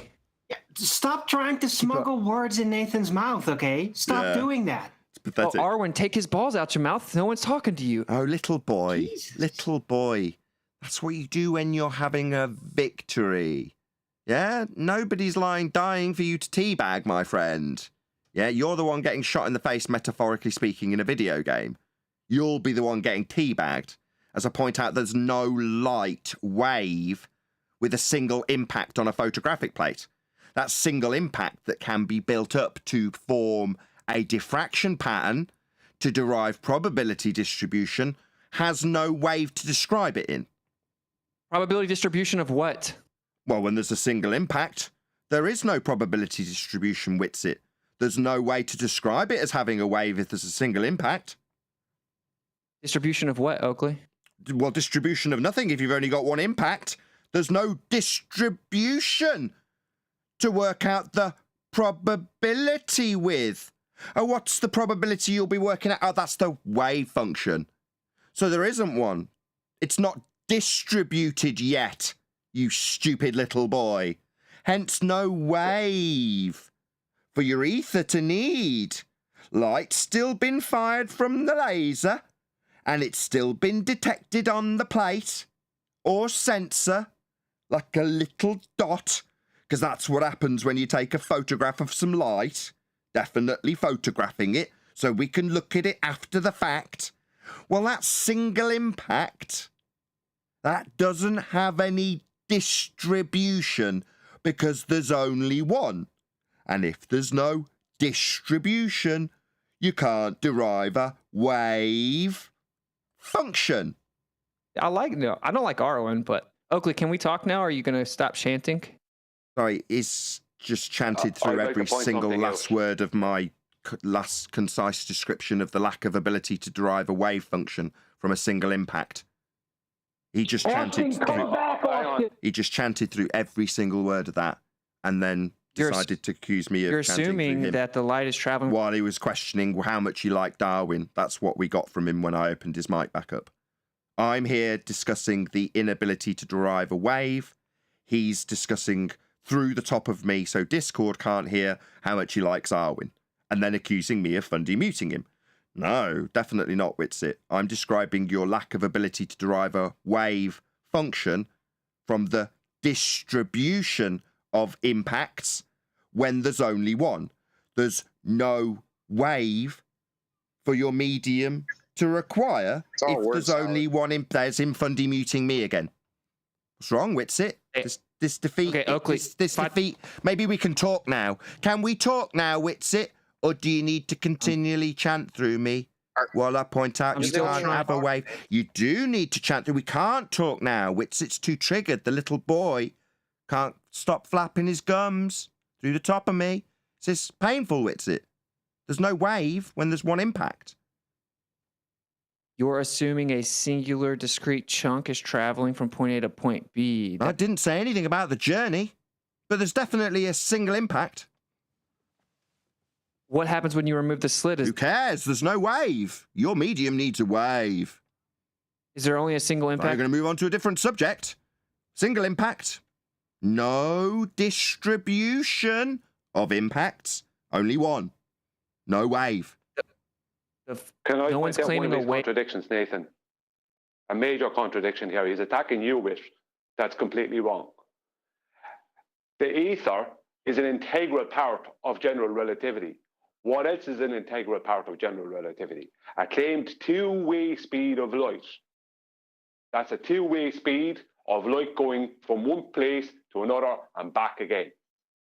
Right, so that's a speed. That's 671 million miles per hour. That's connected to his ether that he's trying to use as an argument against you. Now listen carefully.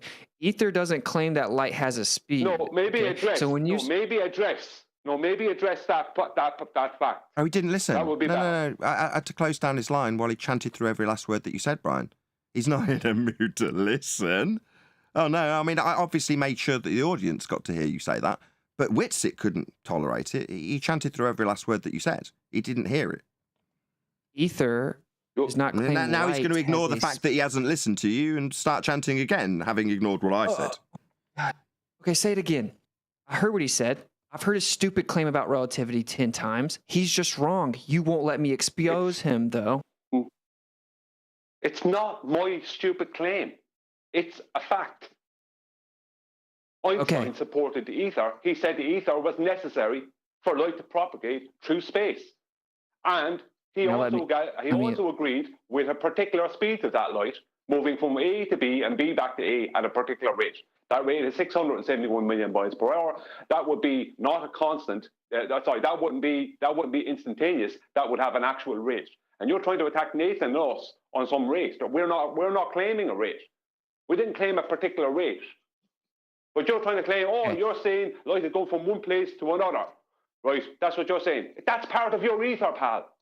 Yep. I think Okay, it's that's not part of the ether. You won't let me respond, though. The electrical field theory ether is diametrically opposed to what Einstein was talking about. He said space-time must have... There you go, interrupt me. He said space-time must have physical properties. In this sense, there must exist an ether because we have nothing for time intervals or the propagation of light. But do not think of it as a medium that motion can be applied to, because he was replacing the ether because it debunked that the Earth was moving when we looked at Michelson-Morley. So would you like to pretend you know what I just said? Wow, you're entertaining. Sorry, Please, we were discussing this before you got here, Witsit. Yeah. The theory part is the part I was most interested in, because that means it will be a scientific theory that is proven through scientific method. So you'll be able to prove through scientific method the existence of this medium and what it causes, which is claimed to be magnetism. No. Okay. Yes. No, so you won't because be able to do that then. So you won't be doing that then. No, you won't. So you won't be doing that then. No. I'm not claiming to be doing that then. That's right, because the ether is immaterial, cannot be science. Theory. They all have to interrupt me. Every one of them. Can I add something, Nathan? Yeah, feel free. Hold on one I'm second, trying to Brian. look into this, and there does appear to be 3 positions. So they do seem to have a unique, separate from Einstein's theory. Duh. They're But the diametrically opposed. pseudo-remote No, there's information many really- different, Paul, there's many different versions of the ether, right? Because it's a nothing. If it was a something, there'd only be whatever it is. There wouldn't be different versions. The same way as there's different versions of gravity. You know, because Yeah, I'm it's just saying it's nothing their also. claim. Their claim, like from Eric Dollard, is that his theory is of anti-relativity. So it's against Einstein. Thank you. They won't respond to that. Not though. according to Einstein. Who's the person? Oh, he said it again. Okay, so I explained to you what Einstein was saying. The citations are there from Einstein stating this. QE have I just quoted him. presented them live. Just quoted him. I Yeah, just quotes. cited it. Citations, quotes. Sorry. Okay. I just cited it. Okay. We'll accept that you've got a different version of ether, because obviously there's multiple versions of it. Fine. Okay. Well, your ether still requires light as a wave to traverse a medium at a given rate. Okay, well, light is neither a particle nor a wave according to ether, like the electrical field theory ether that was thrown away. It is just a disturbance in the medium, quote unquote, that's already there, and not a material medium. Okay, so that's semantics. It's already there. It doesn't need a wave to move through it. So it's Waves an aren't things. immaterial medium. Sorry, that's a contradiction in terms, Witsit. You can't have an immaterial medium. Yeah, that's kind of a Okay. bit like, who's talking in G+? Just pop yourself on mute. Just pop yourselves on mute, please. Thank you. Right, that's a contradiction in terms. A bit like the fabric of space-time. I mean, obviously a conceptual fourth-dimensional space-time medium that's also inconceivable, can't be perceived. That's what you're describing. An immaterial medium. If it's immaterial, it's not a medium. Well, that's How why I can said you acts appeal to as a pseudo-remote medium. force space? Right. can't- I can't- Act Arwen? as a medium. You want like, to sit this one out, trust me. sort of like bending space-time acts like a force. Sort of similar to that. No, see, I'm not saying that it's science. I'm saying we have 2 different frameworks to interpret it. Only one of them is logically viable. So you're claiming we can't talk about the ether because it's not science. Then you're making claims about photons and electrons. You can't make a claim about a creating a photon false without an dichotomy. electron. You're creating a What? false dichotomy. But Okay, he what's just the third admitted option? why he's doing it. What's your third option? He said that ether proves that the Earth isn't moving through space. And without the ether, what's that mean? The Okay, it third doesn't option mean- is that all these different types of elements that we find are not Oh, actually sorry. connected. Arwen, just I'm an aberration. sorry, just one second. Penny's just dropped what John's just said. The reason why John was pointing out that somebody in the chat skanking QE's show was saying, without the ether, Earth must be turning. And now we know why they believe that. You've been duped so badly that you believe if we don't have ether, the contrapositive of Earth turns true. In other words, they've swallowed the Wow. false dichotomy from the feast of nonsense. And now believe So it's another- true. If we don't have ether, then we've got Earth turn. Another straw man fallacy. So the Earth's not spinning has nothing to do with the ether. The reason the ether was thrown out was because it showed that the Earth wasn't spinning. So it was no longer considered a. So again, a contradiction in terms. It has nothing to do with the Earth turn, but it's also simultaneously the reason we don't have Earth turn. Directly connecting it to Earth turn, contrary to your direct statement that it isn't connected to it. So you are a It's not the double-speaking, contradictory reason. fundy who's now chanting through me. Can we just speak, Witsit? Can we just talk? Yeah? Gonna chant and fundy mute me? Dick. Yeah, you're just contradicting yourself with every second breath. I'm not contradicting myself. You said it had nothing Yes, to do you with are. Earth turn, then directly connected it to it not being Earth turn, disproving Earth turn. So by contrapositive, directly connecting it to something you said it's not at all connected to. Ugh. Don't you, You see can- this? The Earth Don't you not see this coming spinning out of your mouth? has never. Hey, stop interrupting. The Earth's spin has never been demonstrated. That's how we know the Earth's not spinning. The point is that in addition to that, the ether, if it was there, showed irrefutably that it wasn't spinning. So it was thrown away. and replaced with relativity. These are two different So things. it's You're now strawmanning me refutable. saying that's the only evidence I have the Earth's not spinning, and if we don't have What? it, then that means the Earth is spinning. What? He said it was refutable. is If the completely ether's not there, then Earth's spin is refutable.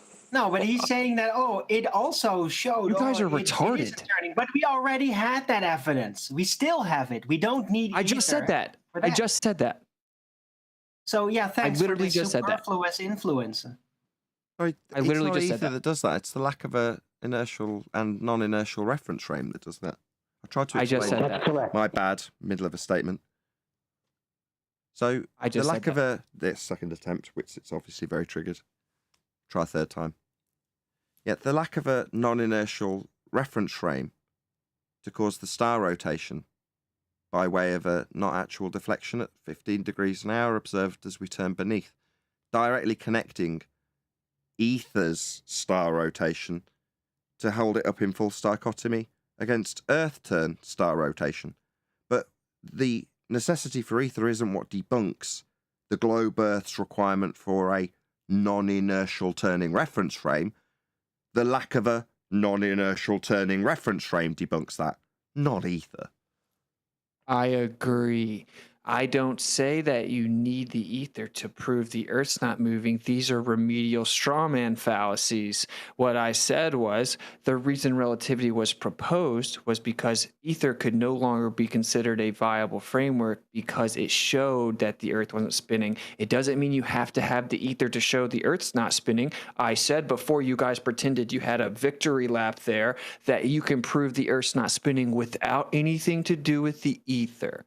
So, Paul, what's up I now? didn't bring We're it just up. chanting about Hang how on you were now. dominating Why did me. you bring it up then? Hang on, Arwen, please. How could ether show anything when it is not validatable in 3D reality? Correct. Okay, so I got a question. If something's not materially manifest, does that equate to Hang on, I don't want to hear any non-existence? nonsense. You're begging the question of your ether. That's what you're doing here. It's completely I'm not rubbish. begging The same way the- Boras begged the question of gravity. That's what's going on here. I just, Yeah, and it's superfluous. Because of ether, they had to bring in, because of the ether that's proving this, that, and the other thing, they had to bring in general relativity. Did they? Show us this Okay, ether. I didn't- Show us this 3D reality ether. You can't. It's a belief. It's a no concept. one said it's That's 3D what it is. reality. That's called a So you have no straw business man arguing about fallacy. it. You have no business arguing about it when it comes to physics. Physics, the physical. Well, the non-inertial Make sure now it's the other guy's reference frame. time. Yep, don't let me respond. Because I'm going to destroy Well, him. you addressed me. So- You addressed me, but you called me Paul, and I was Whatever. trying to address you, but you want to talk, so go ahead. Okay, can I respond to that? No one's claiming that ether is science or 3D reality. I made it very Sorry, Bob You are. Nodell's You claiming just it's claimed a science. minute That's ago. incorrect. That's That's wrong. incorrect. Sorry, do you want me to show Bob Nodell contradicting that statement? Am I Bob or am I? So you said, and I quote, nobody. Yeah, as in I'm not. So when you stereotyped the rest of everybody with you, what you, the big-headed, arrogant, young prick did was make what you think what, quote, everybody thinks. And when I point out that Bob doesn't agree with you when you decide that what you think is what everybody thinks, you arrogant little shit. No, not everybody thinks what you think, you stupid little Okay, boy. I wasn't saying. I'll give you an example of where someone doesn't think what you, not everybody, thinks, Whitsit. Bob You're a child. specifically thinks it's science, unlike you, not everybody. So let's just get that clear before we move forward, in spite of your declaration that, quote, nobody declares it as science. Bob Nodell declares it is science. Furthermore, he declares that we don't understand that very science you, not everybody, say it isn't. Are we clear? When I said nobody's claiming that, You meant you, the arrogant, big-headed Dumbo who's about to make a baseless generalization and stereotyping fallacy. We know that you meant you when you, the arrogant little prick, decided that what you think is what everyone thinks. We established that, Witsit, you arrogant little boy.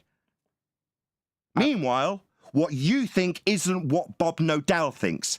He's saying we don't understand the science of ether, Witsit. Contrary to what you, not everybody, you arrogant little prick, think. Okay? Okay, I was speaking. How do my balls taste, by the way, Witsit? That's when I get to teabag you, you little arrogant prick who thinks everybody thinks what you think when you say it isn't science, and nobody says it's science. Oh, Bob Nodell does. How do my balls taste? Okay, Yeah, they taste salty, eh, Witsit? Yeah, you're wrong. There is people who think it's science because they're stupid. That would be Bob Nodell. He doesn't understand what science is, Witsit. In spite of you thinking that nobody would think that. Oh, how wrong. Bob thinks it, you stupid little boy. Okay, so... Okay, not okay. We've got a contradiction in your ether belief with Bob Nodell. You are as bold as to stereotype everybody when you say nobody, bar none, thinks it's science. Wrong, you stupid little boy. We've got liars and deceivers who disagree with you and your personal view of whether or not it's science. You say it isn't. Bob says it is. And says we don't understand that science. You say it isn't. We clear? Okay. He says you... No, okay. We need to clear this up. You're making explicitly clear that no one says it's science. Bob says it is. That's a problem. Okay, Bob said... It's not okay. You keep starting with okay. It's not okay that you stereotype everybody when you say nobody says it's science, and I immediately point out that Bob says it is. That's not okay. I was saying nobody. How's it working out for you, Bob? Your little victory pummeling was initially very, very painful when I lost a shitload of subscribers. Now you've got embarrassing little children coming to tell us how scientific it isn't. Hey, Bob. I shouldn't be asking you how my balls taste there, Witsit, because nobody would be so stupid as to call this science. Hey, Witsit, right? Nobody calls it science, right, Witsit? He says the science that's so... Oh, he says the science, but nobody says that, Witsit. You just made that clear. You're not going to let me talk because I'm going to... Sorry, you talked. You said nobody says it's science, and now you're about to explain how some idiot called Bob Nodell does say it's science. Okay, he didn't say... No, okay, you stupid, arrogant little boy who's decided to stereotype everybody, aka nobody, with what you incorrectly declare that Bob disagrees with. That's not okay, Witsit. It's a colloquial use of the word nobody in response to someone strawmanning my argument. Sorry, nobody claims it's science. Bob Nodell does, Dumbo. Are you not hearing me on FM, little boy? This is sad. So sad that you would declare that nobody calls it science when Bob says it is and says we don't understand that science, that you say nobody says it is. I was responding to the straw man of my... Oh, really? It seems like that was your defense last time you came here. Suddenly your declaration of stereotyping fallacy, everybody, nobody, says it's science, is actually you responding to a straw man? No, it was a bold declaration that was wrong because Bob says it's science. He's wrong. He doesn't understand what science is.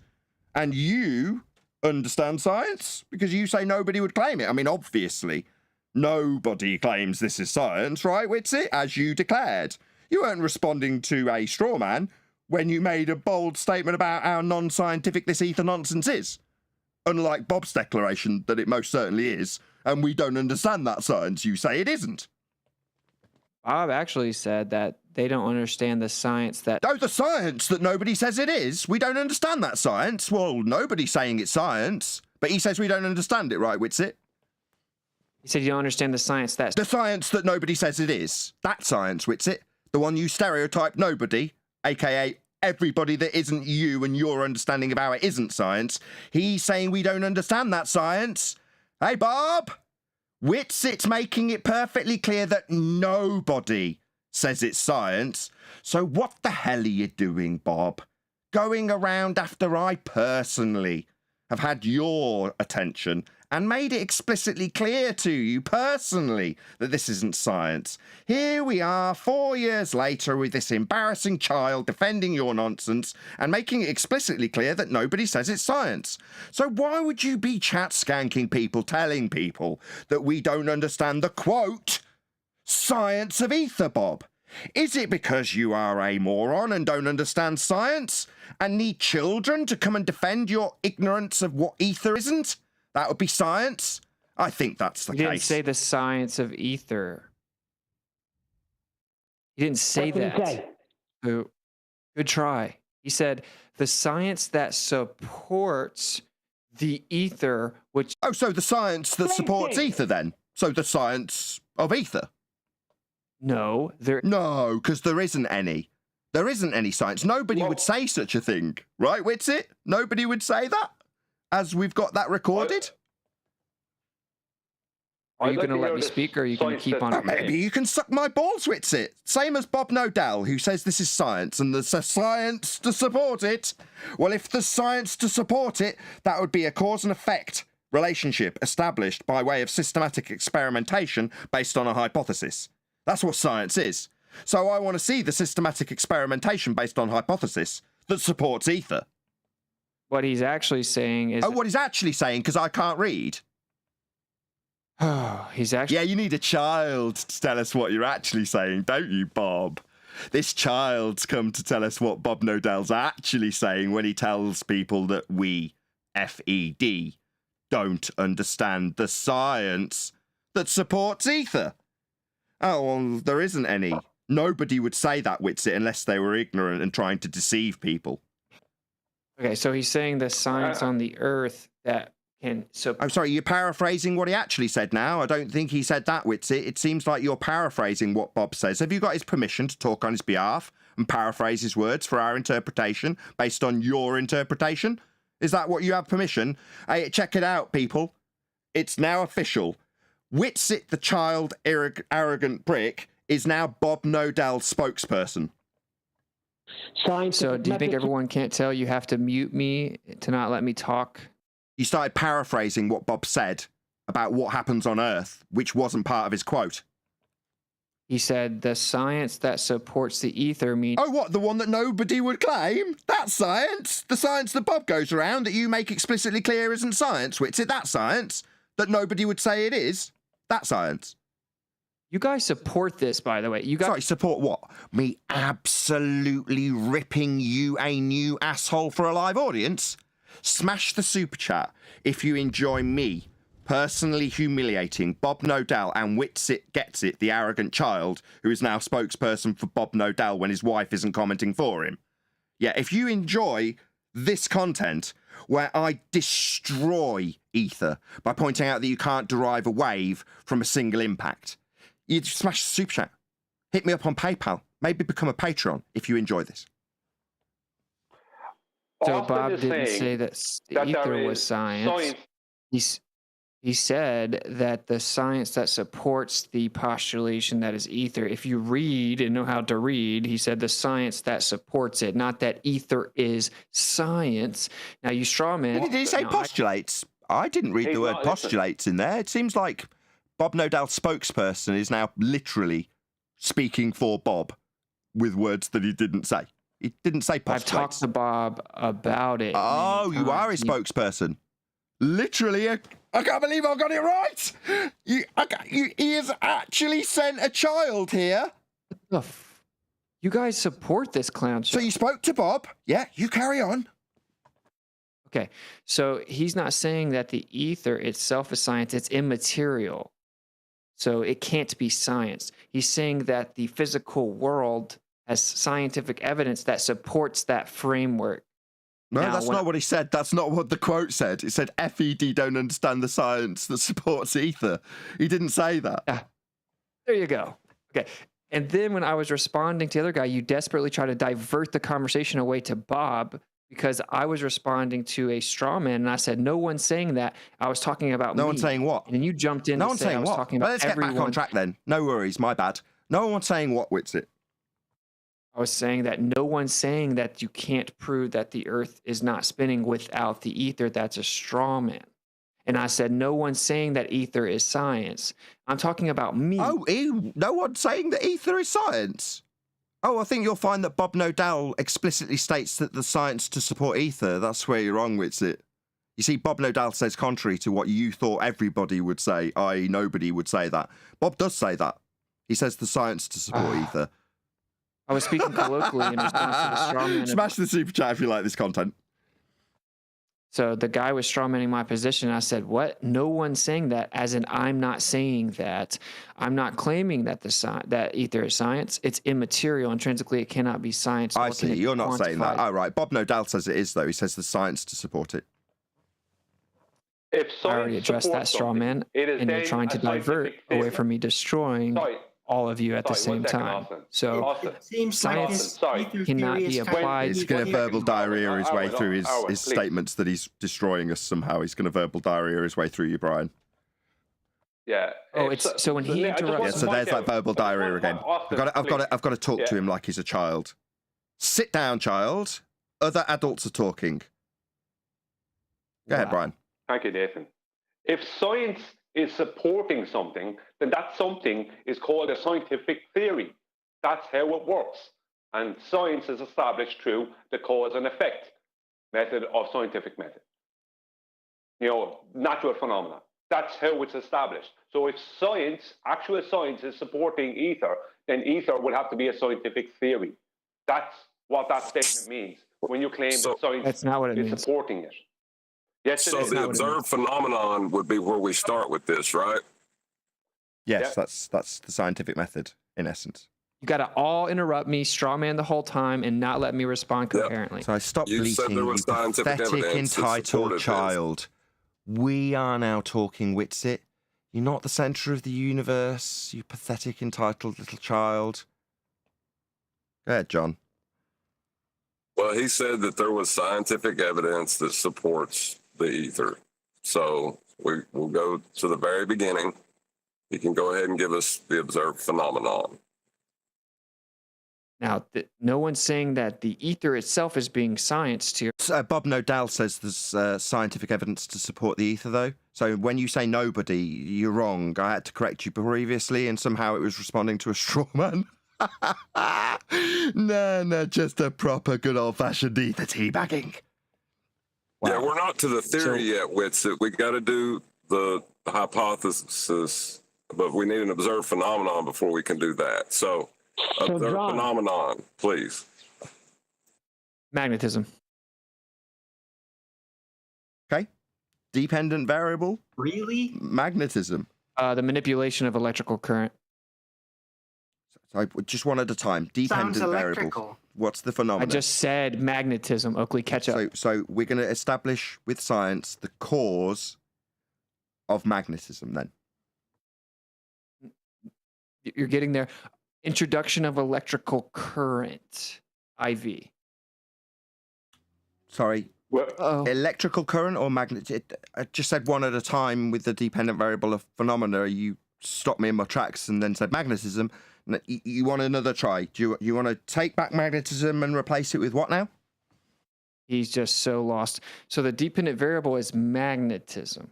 The independent variable is the introduction of electrical current. So if electrical current, then magnetism. That's right. You can manipulate a magnetic field, right, with electric current. I understand. That's really interesting. So, Yeah. supposition is if electrical field, then magnetism. Yeah. So there's Yes, so absolutely and precisely nothing to do with ether then in this hypothesis. we're not sciencing the ether. Oh, So when I say let's have the science for ether, you give me some seeming to be science about magnetism.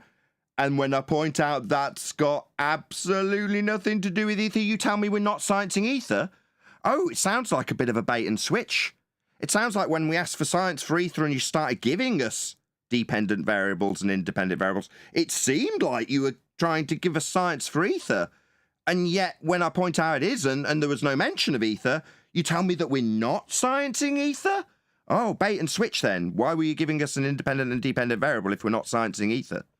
That sounds like a bait and switch there. Eventually. So we're talking about how there's things that can be scienced on Earth. Like ether. If it's a phenomena, we asked you for that phenomena.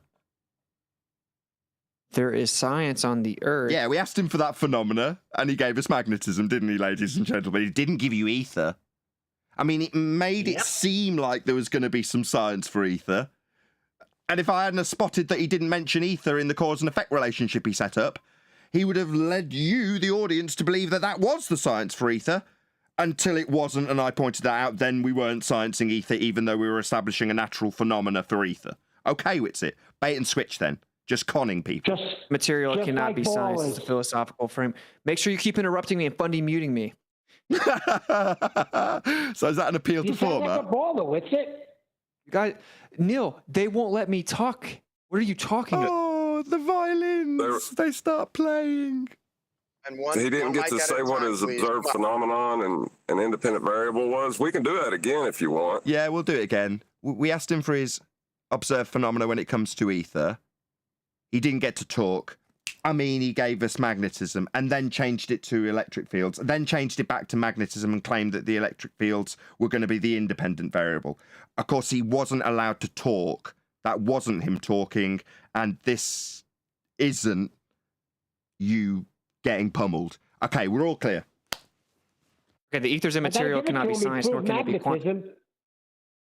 Ether is immaterial, cannot be science, nor can it be quantified. We're talking about things that can be manipulated in the physical world that And support the stop logical trying to framework. push I see. So we can't show or demonstrate ether, but you can show other things that aren't ether, like a bait and switch.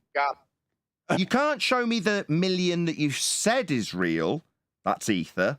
But you can show me a suitcase with something that isn't the million, right? We're saying that it's just evidence that supports the framework. Oakley, try to keep up. Try and keep What up. evidence? So we're not seeing the ether, but you can show me things that aren't ether and make it seem like those things that aren't ether are being scienced because they show ether.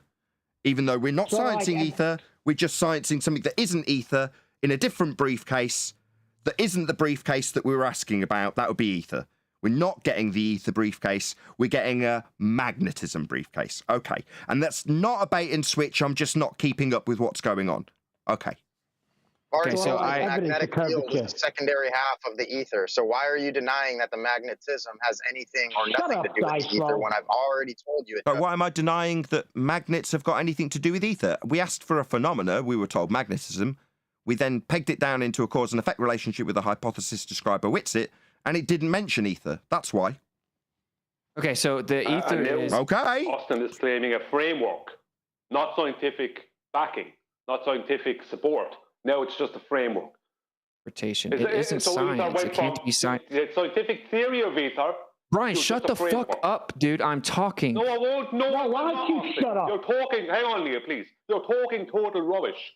You just demoted Every time I talk, you guys interrupt me. a scientific Every time. theory from what you said that what Bob Nodell meant was that there was science supporting the theory of ether, right? That now means watch. ether is then a Bob scientific Nodell. theory, but now I it's just mean, a what the framework. hell? Now you have to demote it. Just a framework, just like a framework. All right, now And see you if have I to can say it's actually talk without you immaterial. interrupting Time me after this time. time. Let's see if we can do it. Well, are you listening The to ether anything is I'm saying? immaterial. The ether is immaterial. It cannot be scienced. It cannot be quantified. It's just philosophy. It's a logical framework of interpretation. It cannot be scienced.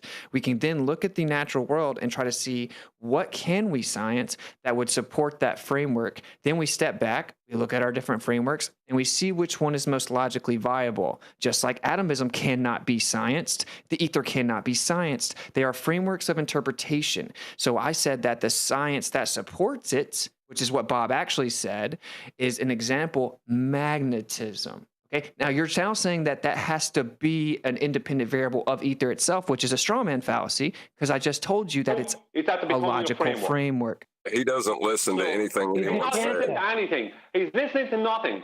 He has zero actual real world evidence of this, no natural phenomenon. He's trying to hijack magnetism and electricity, and then trying to claim electricity is the cause of the dependent variable is magnetism. The independent variable is electricity. The two of them are both sides of the same coin. He could switch it around if he wanted. Magnetism causes electricity. That works as well. It's complete nonsense. I heard no mention true of at the all. word don't ether even within the understand. hypothesis. All right, guys, you're interrupting Okay. and tell us that we don't understand. Go ahead. So yeah, the hypothesis, Arwen, is that the manipulation of the electric current can manipulate the magnetic field. The point is that it's just a logical framework. Now you can say, oh, magnetic fields are the exchange of virtual particles, or there must be some particles we don't know. Or you can say, oh, there must be something that's outside of the material world that's manifesting as the magnetic field. Now, or you can just ignore it. This is what this panel does. They ignore the phenomena. That's okay, but we're not going to do that. We prefer not to do that. The ether can't be scienced, though. So when you ask me what the dependent and independent variable of ether is, it's a straw man fallacy. Okay? Okay, It's very let's do a simple stuff. Quick shout out to Godzilla37 who says, Whitsit's arrogance is really shining through, but he's always been a fraud from day one, along with Bob. Thank you very much for the super chat. Who'd you Godzilla. pay to say that? I didn't. They paid me. Shout out to I Joe throw you an idiot. Vilcomer, who says, Whitsit is getting destroyed. Sad, really. Thank you for the Yeah, super so Not we even- have not even close, guys. not even close. So you guys believe in atomism, but you don't want to absorb your claim. You want to try to detach yourself from it, but then you turn around That's and a claim straw man. particles in the We same never breath. claimed we believe in atomism. We claim that the atomic model, I'll say it again, the atomic model is a convention used within chemistry and other things. It's a So it's not convention science. that's used. No, we never claimed it. It's not No, science. Yeah, we never it's not claimed it science. was. No one claimed it was. No, the difference is here, is we don't claim it is. And when asked if it is, we disclaim that it isn't and how its limitations affect us. And further to that, me and the panel. You speak for everyone, Oakley? Yeah, I'm going to say I do. I speak for me I and my agree panel, with him. I agree with Nathan. So do I agree I. with Nathan. Hey, Oakley, do you see what you just did? You said, we admit it's not science. It's just a model. That's Yeah, what, but when asked if it's science and we disclaim that it isn't, what we don't do is then offer up a seeming to be connected to it cause and effect relationship for atoms. Now, when we asked you for science for ether, based on Bob's declaration that the science to support ether, you offered up what seemed like a cause and effect relationship. So something that seemed like science was being offered by you. Now, it was later given mad disclaimers about how it definitely isn't science, but yet you were attempting to offer us what seemed like a cause and effect relationship that seems to be validating your begging the question assumption that ether is directly connected to the phenomena of magnetism. Now, that in no way has been shown or demonstrated to be the case beyond your assumption, but you'll bark on about what seems to be a cause and effect relationship that does validate that assumption that isn't the cause and effect relationship being discussed by you. We don't do that. We haven't offered up some cause and effect relationship to validate atoms. We're not saying the double slit experiment, when you offer it up as that straw man, is validating the convention of atoms. We don't do that. you literally just did that. You just did the very thing you critiqued me for. You brought up chemistry. It looks like it supports our model of atomism. So thank you for conceding that atomism is a philosophy, ether is a philosophy. They're just logical frameworks, and we cannot scientifically prove them. Now the question is, which one is? He said that make sure you keep chemistry talking through me. I respect that uses you'll be the right. atomic model That's what as a Brian convention. brought up, the atomic chart. Yep. Keep You on talking didn't through me listen. though. But so Did then the not question listen. is. You just made another Then the straw question man. is. Then the question is, which one of these frameworks is most logically viable? Because neither one of them are science. Okay. Now, some of us choose Neither. the ether. Neither. You guys. Neither. That would be a reification on both parts. There you go. You want to address that? It's just a logical framework of Do you want to interpretation. address what I've just So said, we're- or just chant the same thing again? Did you we're hear not what I said? reifying Did you hear? anything. Okay, I say that No. if you take two conventions as the way your world works, that would be a reification regardless of which framework you decide is the world you live in. So if you The only decide other that the option world... is to not. Oh, my bad. Yeah, can we just talk, Sorry, go Wixit? ahead. Can we just talk? Have you got to fundy mute me? You pause a lot. Yeah, I'm sure I do. And you don't Everyone shut hears it, up. yeah. Yeah, okay, little boy. Neil, do you want to just I would have a intellectually seat there, eviscerate you Wixit, after little chugging boy? Do you want to have a Jameson, little buddy. seat Stop there, jumping little in. boy? Do you want to have a little really, seat there? Wixit? Yeah, I'm there's a not good intending Yeah, to Neil. sit Stop down. Yeah, There's a good blabbering lad. already. There's a good lad. Yeah. Regardless of which So- convention. Oh, my bad, little boy. Obviously, it's your turn to talk through me. Doesn't matter which of those two frameworks you reify into being the world you live in. Neither are our reality, Witsit. You cannot scientifically prove either. I agree. They're just logical frameworks, but we need The logic. logical frameworks aren't the ground I'm standing in and have no effect on the world I live in, Witsit. Well, we need Kind of logic. interrupting everything. We need logic to interpret the world around us. So we can either choose to just not have any logic or not try to interpret anything, or we try to figure out what's the most logically viable framework. Now, you guys are ridiculing people for choosing ether while you're just sitting it out, not interpreting anything. What is Simultaneously, ether, you're making Wixit? claims about atomism. It's a framework. It's not something real. It's What's the conceded that- photon, Nil? My bad. You need to talk through me. What's the photon What's have the to do? photon I'm now? asking you what ether is. It's a framework. Ether It's not is something real. a proposed logical framework of an energetic background that sustains. That's contradiction in terms. Logical Exactly. frameworks don't have energy, Witsit. It is a The energy framework is also of Right, do interpretation. you want to address what I've just What's said? energy? Do you want to ignore what I've just said? Or address it? What's energy, Nathan? Sorry, logical frameworks do not have energy. Right. What is so that? He doesn't know. He has no idea. He's telling me what They have energy no is, idea. but he doesn't know what Logical energy is. frameworks He's are telling me what I can conventions. say about energy, Somebody but he put can't dice flow on define energy. timeout. Right, so I point out that your convention can't have energy, and he quizzes me about what energy is. Well, you can take that road if you like. Meanwhile, a convention, that's a description of something. I can't have energy. No, take that road, Nathan. Come on, what's energy? They don't know. You invoked it. Come on, you should be able to know Well, what it hold on a is. minute. I Hold on a have a minute. description. Say words you don't know what the hell they mean. Is this just a typical thing you do? How does the How can you ability tell to me that do it- work have to do with a logical framework? There you go, The John's ability done it to for me. work I wasn't going is to a description entertain of him, what John, with that something does. nonsense that they've used to straw man away from the question or the declaration of fact. Conventions You can't said have energy. conventions can't do work. You said energy, right? Yeah, So that's energy. if you Yeah, describe- that's energy. Yeah. if you define energy as the ability to do work, that's like if I say, "Hey, can you?" So we're define going to now discuss what energy is, as opposed to whether or not a convention, that's your description of ether, can produce energy in physical reality. It can't. Conventions can't produce energy. That's energy is not the That's a ability or reification capacity to fallacy. do work. That's a reification fallacy. That The is same- a description. My bad. You're going to chant through me. My bad. Obviously, I Well, take you're too doing many that. breaths. Obviously, the middle of my sentence interrupted you with its pause. Yeah, conventions don't produce energy. What you are doing is taking a convention, a philosophy, a framework, and reifying it into producing energy. You can't do that. It's a convention. Now you said producing. It's a concept energy. agreed upon. Yeah, that's right. You think it produces fucking magnetism, you stupid daft little boy. You think it's the background necessity for that magnetism. That's what you think.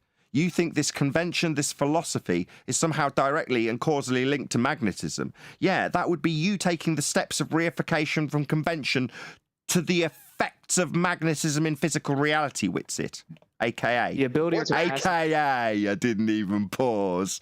A reification fallacy, Witsit. Yeah, you're guilty of reification. The ability or capacity to do work is a description of what something does, not what something is. It's like if I asked you what a human is and you said humans breathe oxygen, that doesn't define what a human is. You told me that you made a claim about energy, but you can't even define what energy is. So your claim is incoherent. Your critique fell flat on its face very quickly. So the So, Austin, definition don't- of energy Go on. falls flat when you use your convention to view it. Yep. Okay.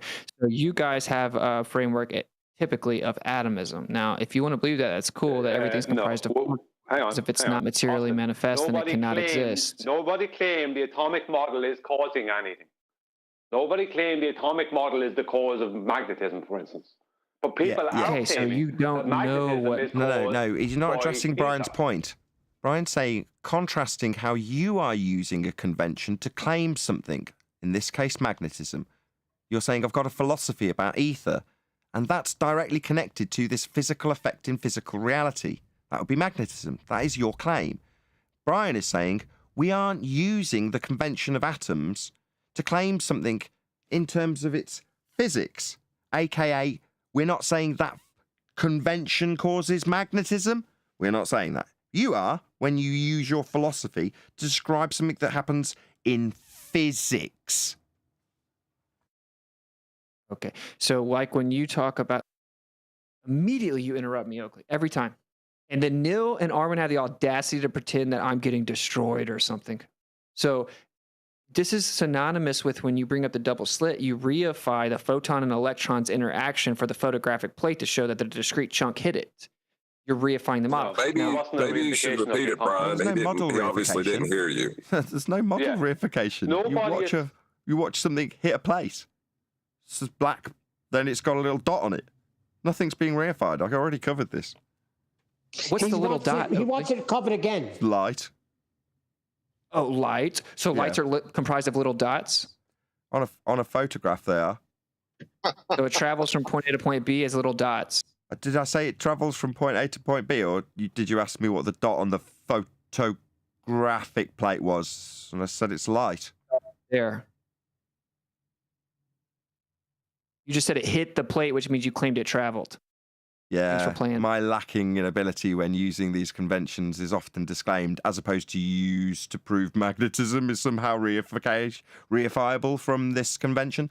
Yeah, I don't do that. I accept and understand my limitations in regards to these conventions we use to describe things. I disclaimed them 9 times to you earlier. You just claimed it hit the plate, which means you claimed it traveled. See if you can rebut it. Yeah, again, for the 10th time, I've done this. He's not listening. I accept and understand the limitations of the conventions I use. I don't use them to reify magnetism or chant straight through that 10th disclaimer of the same thing you need to burn as a straw man. Why don't you say it appeared on the plate, Nathan? Because then you don't have to say that there's a travel between the two. So we could just say it starts at one end and it appears on the other. I tried that. Things don't just appear from nowhere. I tried that. I tried it. I laboured it. Really? I laboured it. That particular aspect of it. I think it was. God, I wish I'd kept track of that. I think it was 4 times. John. Okay, so you are. They're just wanting to hear that it's a particle moving, and we think it's a little. Yeah, it needs to burn that straw man, no matter how many times I disclaim it. Yeah, you claim that it hit the plate. We all heard it. Now, I know you're trying to detach from it. Yes, I said hit. Yes, that's right. When I perceive something isn't there and then it is there, my feeble use of language says the word hit. My apology, my sincerest apologies to all audience members who inferred that I implied that there was a journey. I absolutely rescind any implication thereof, as I have done personally to Witsit now 11 times, if you include this. Yeah, the journey couldn't be proven or demonstrated, and I wouldn't know how to demonstrate or prove it to be able to claim it. Unfortunately, my limitation with the language I use leaves me using words like hit, when in reality all I can say is you turn on the machine at this end of the room, and then a dot appears on the plate at that end of the room. Now, if you want to infer that that means that light has a journey, then I am sincerely apologetic about that, Witsit. You claimed it goes through the slit, Oakley. You said it goes through the slit. Yeah, that's what you said. You put a slit in between a light source and the diffraction pattern you observe on the photographic plate. I can only describe that how I've described it. I am limited in my language. I'm so sorry. Well, meanwhile, I don't necessarily spin that limitation in language into a reification of, say, magnetism. I'm not reifying it. I'm explaining we can't actually prove that ether is the causal mechanism of magnetism. We cannot prove it because... Oh, that's wonderful. I wish you batshit insane idiots would stop claiming it does then. Well, they're claiming that they have a logical explanation. They or you? They? You're going to stereotype everyone again? You can't physically manipulate and verify scientifically the immaterial. So when we apply these frameworks, just like with chemistry, they apply atomism and they're like, okay, look, there's an orbital electron, blah, blah, blah, blah. Like, it's just a convention to explain the phenomena. It's the same thing with this other framework. Well, you guys have no problem with one, but then you ridicule and personally berate people for the other.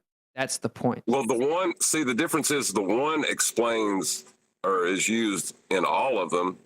The other that you're pushing has been thrown to the wayside 100 years ago. Does everyone agree with what he just said? Because Oakley just It's critiqued the me for reason, saying and you the can't. reason is what Nathan is trying to get through to you about the photographic plate and this small dot that appears. You can't Oakley just describe critiqued what's me for happening saying we with the don't. framework you're trying to say. So that's why it was dropped.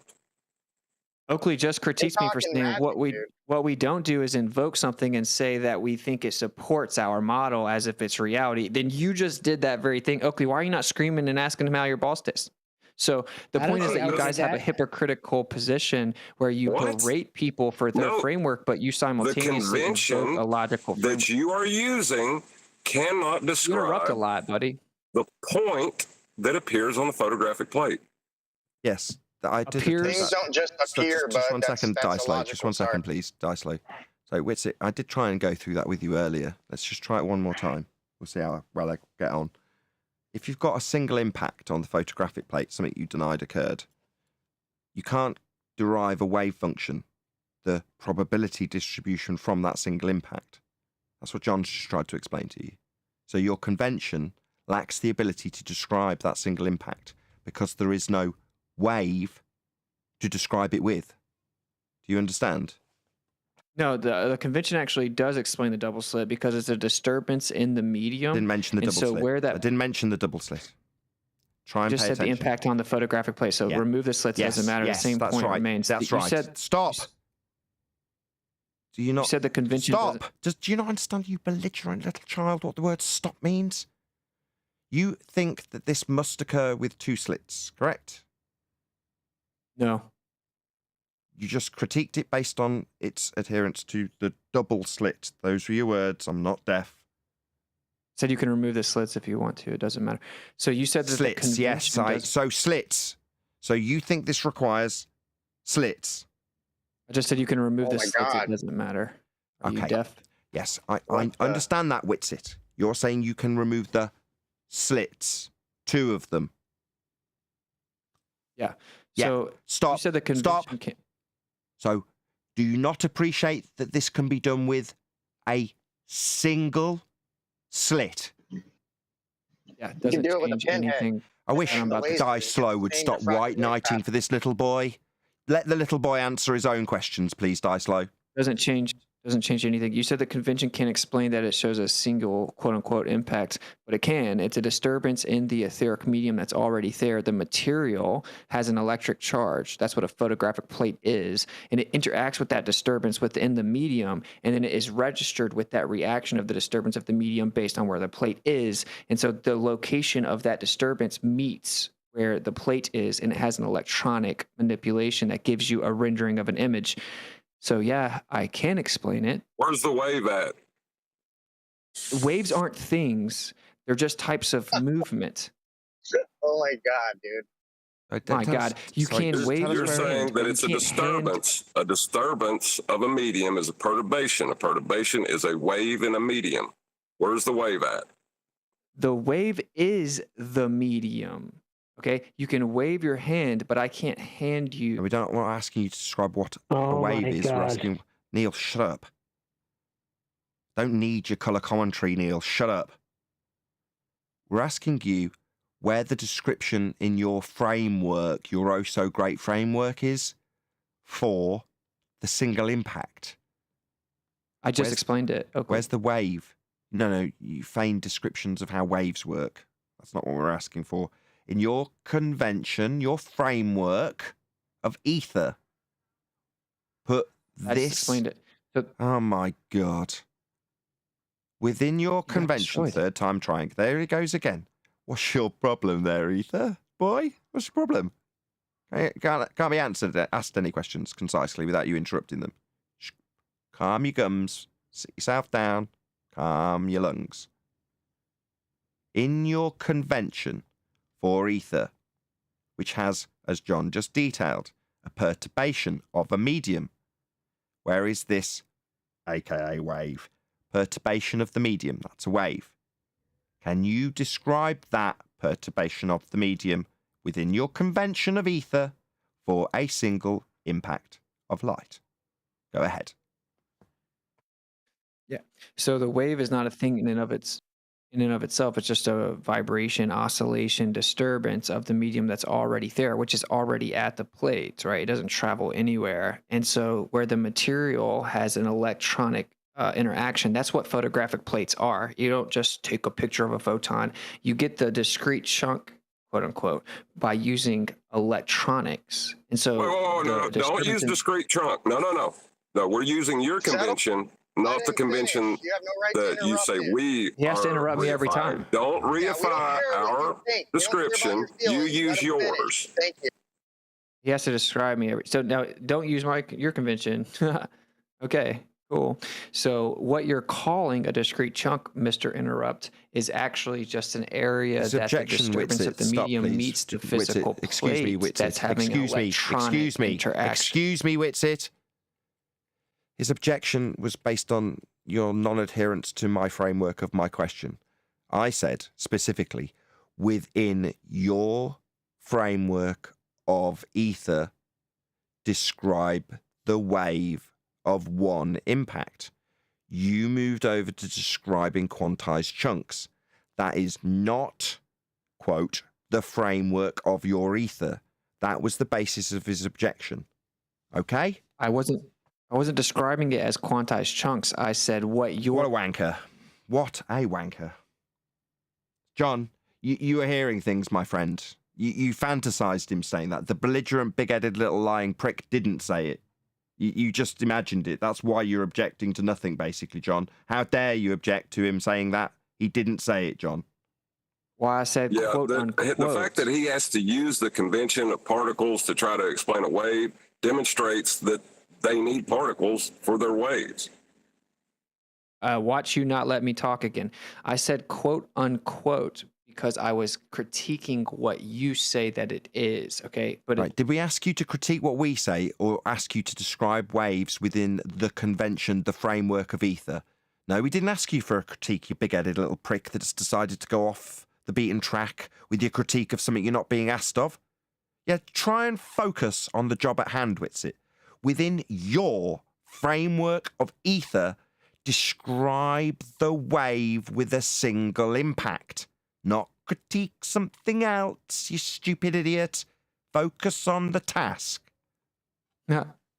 It's an isolated interaction between the electronic manipulation of the photographic plate. That's not describing anything wave-like. Did anybody get any waves from that? No, it sounded like a discrete chunk of information there, didn't it? Didn't get any waves from that whatsoever. Now listen carefully. But I'd like to Waves. point Sorry, out listen that more earlier on you carefully. didn't know- More carefully to the description that didn't have any waves in it. We listened carefully. Did you listen carefully, John? Yeah, I'm getting irritated with this now.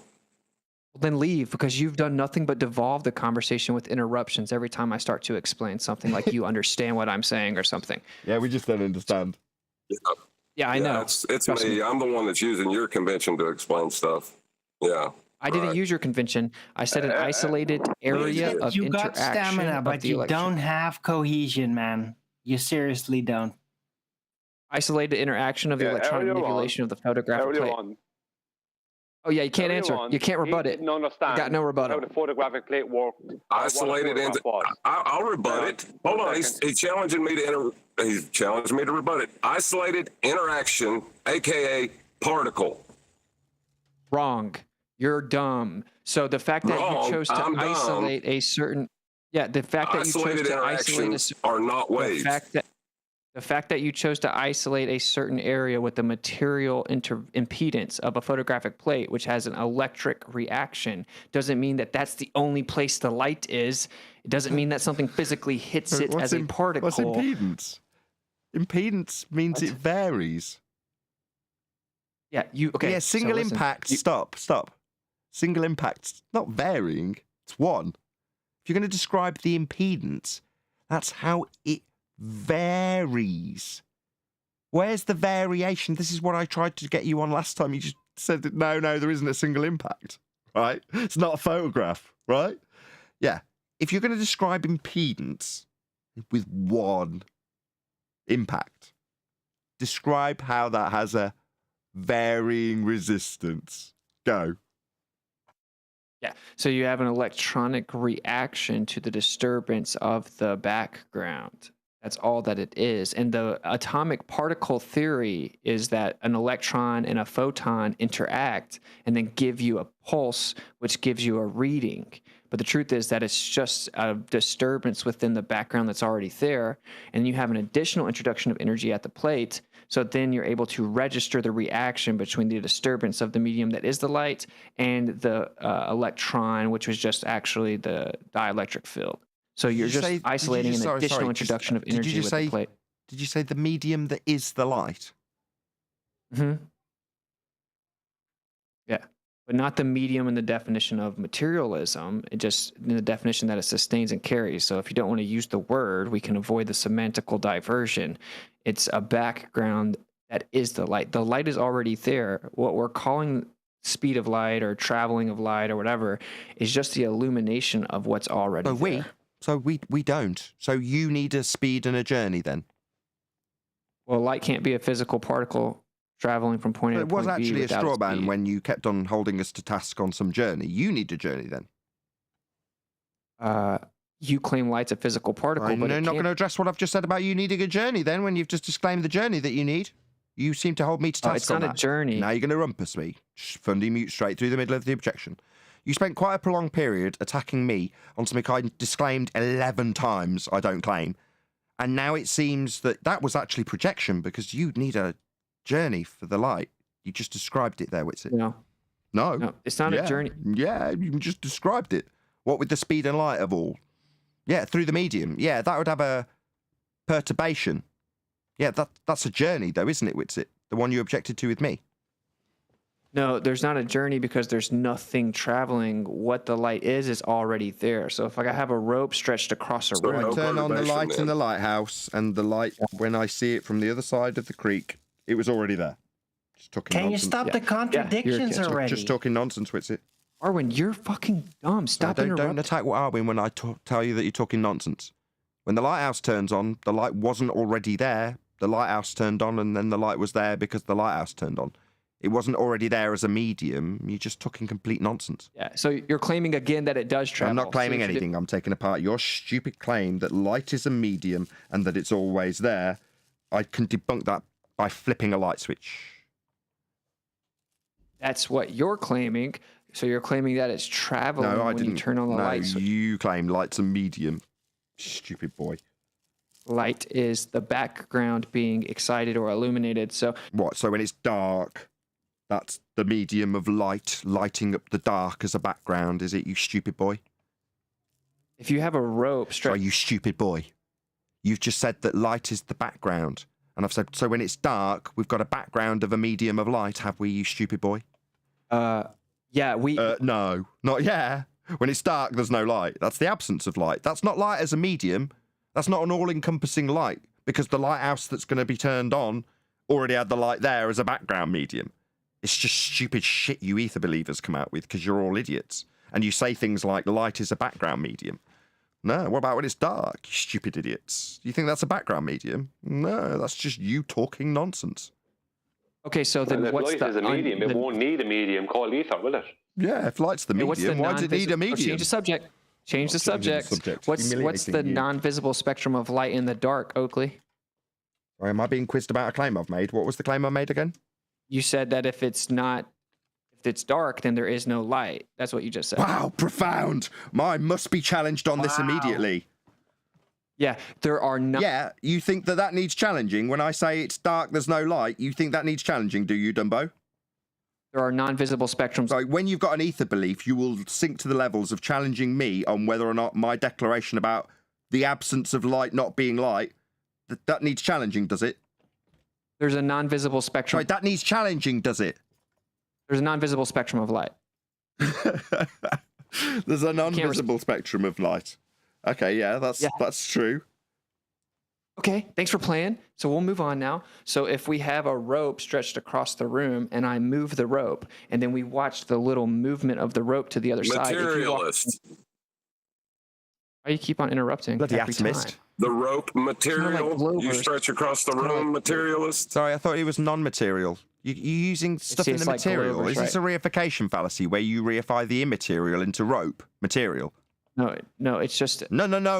It is definitely you reifying this non-material medium into a material rope that you're going to pull.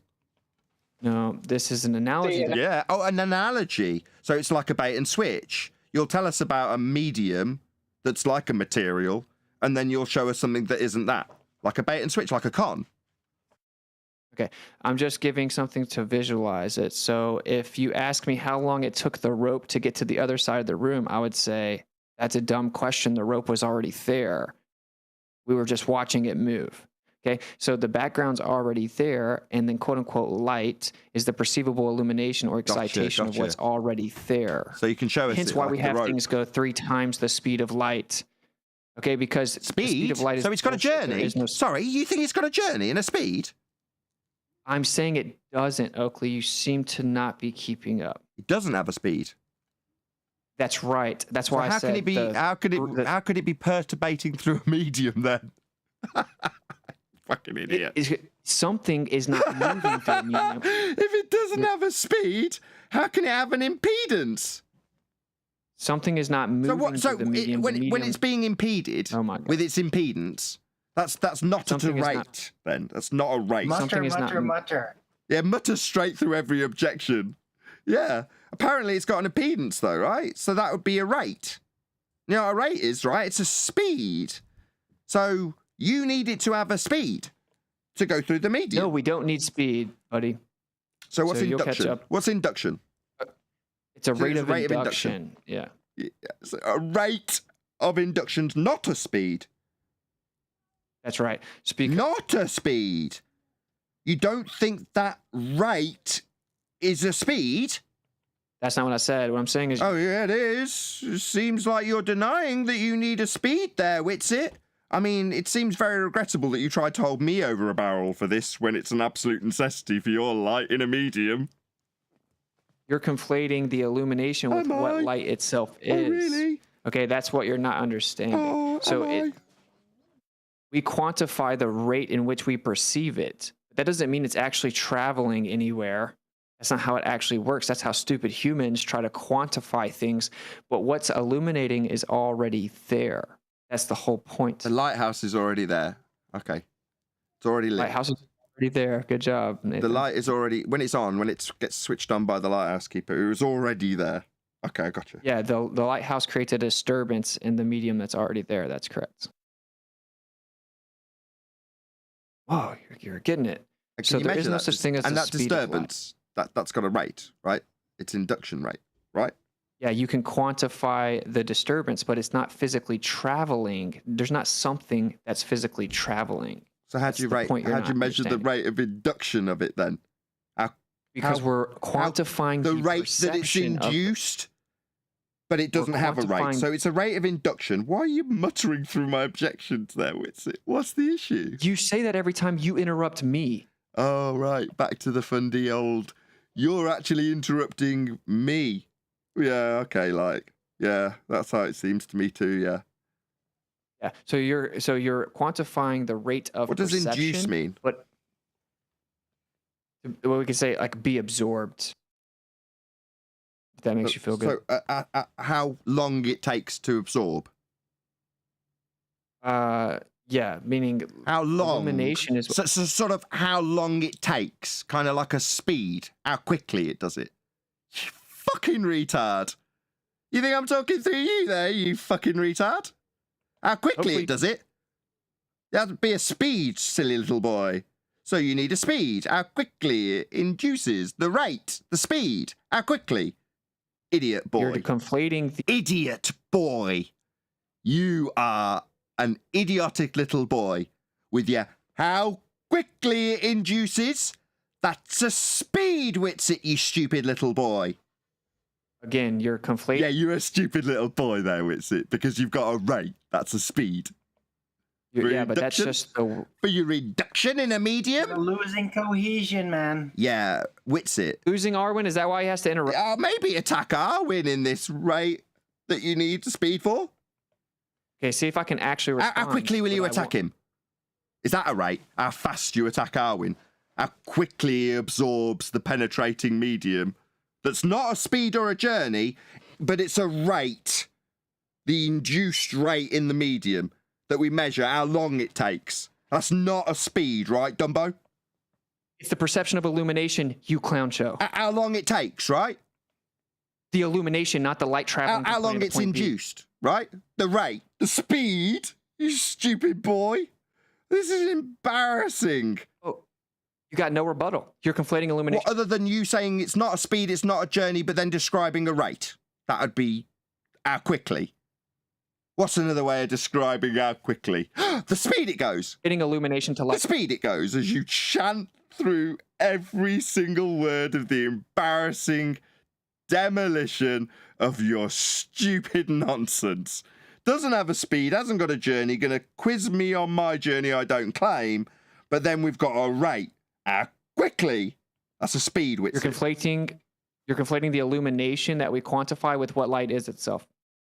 Oh, am I? I'm not claiming anything in this regard, which you are. Oh, You've see? just got a speed. So he just when went you're on quizzing like me 10 one. minutes bragging about how he's destroying me, talking over my rebuttal, and now when it's actually been heard, he's got nothing to say. So, hey, can I move on to Arwen, who keeps on piping up? Arwen, you think you can debate me, buddy?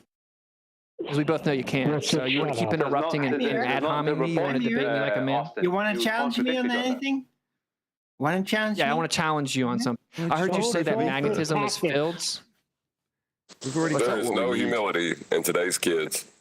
I know. Oh, it's but disgraceful. Nathan Oakley's humble? I can't hear him. I don't need to be humble. What have I got to be humble about?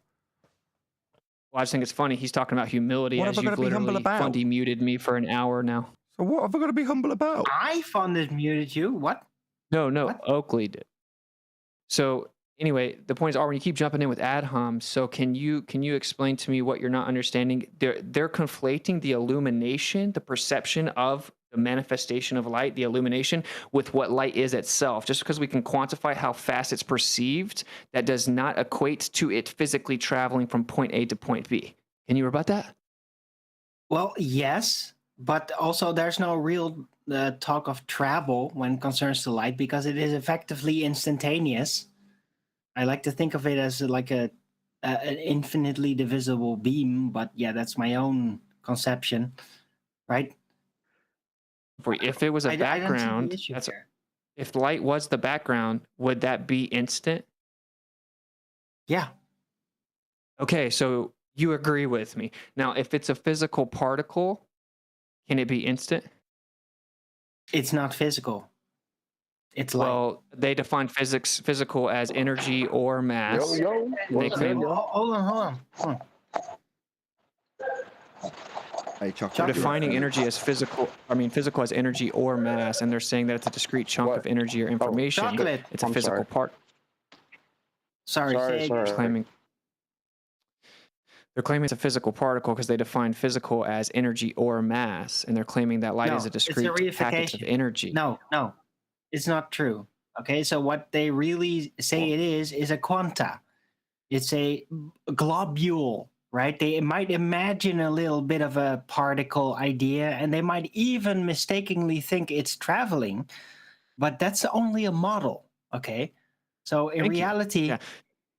it doesn't matter because there's no wave happening, and you haven't actually addressed any form of wave identification with light or even presented any hypothesis with ether actually being in the hypothesis. So what are you doing here?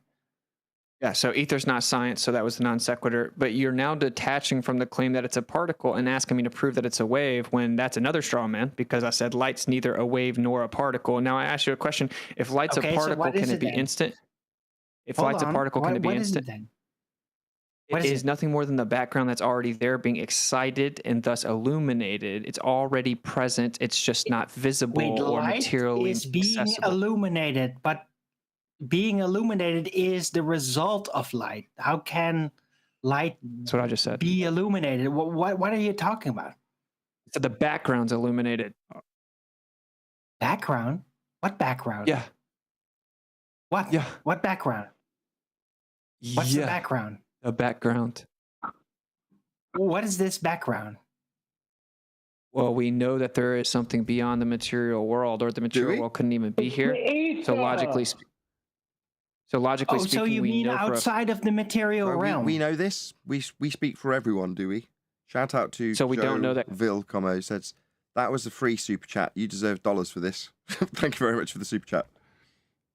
Did he say there was a material outside the material realm? Is that what this is? Yeah, that's what he said. I'm not sure. I'm We trying to know that. establish That's a straw man. We know that. We know that there Oh, is. you got straw man fallacies.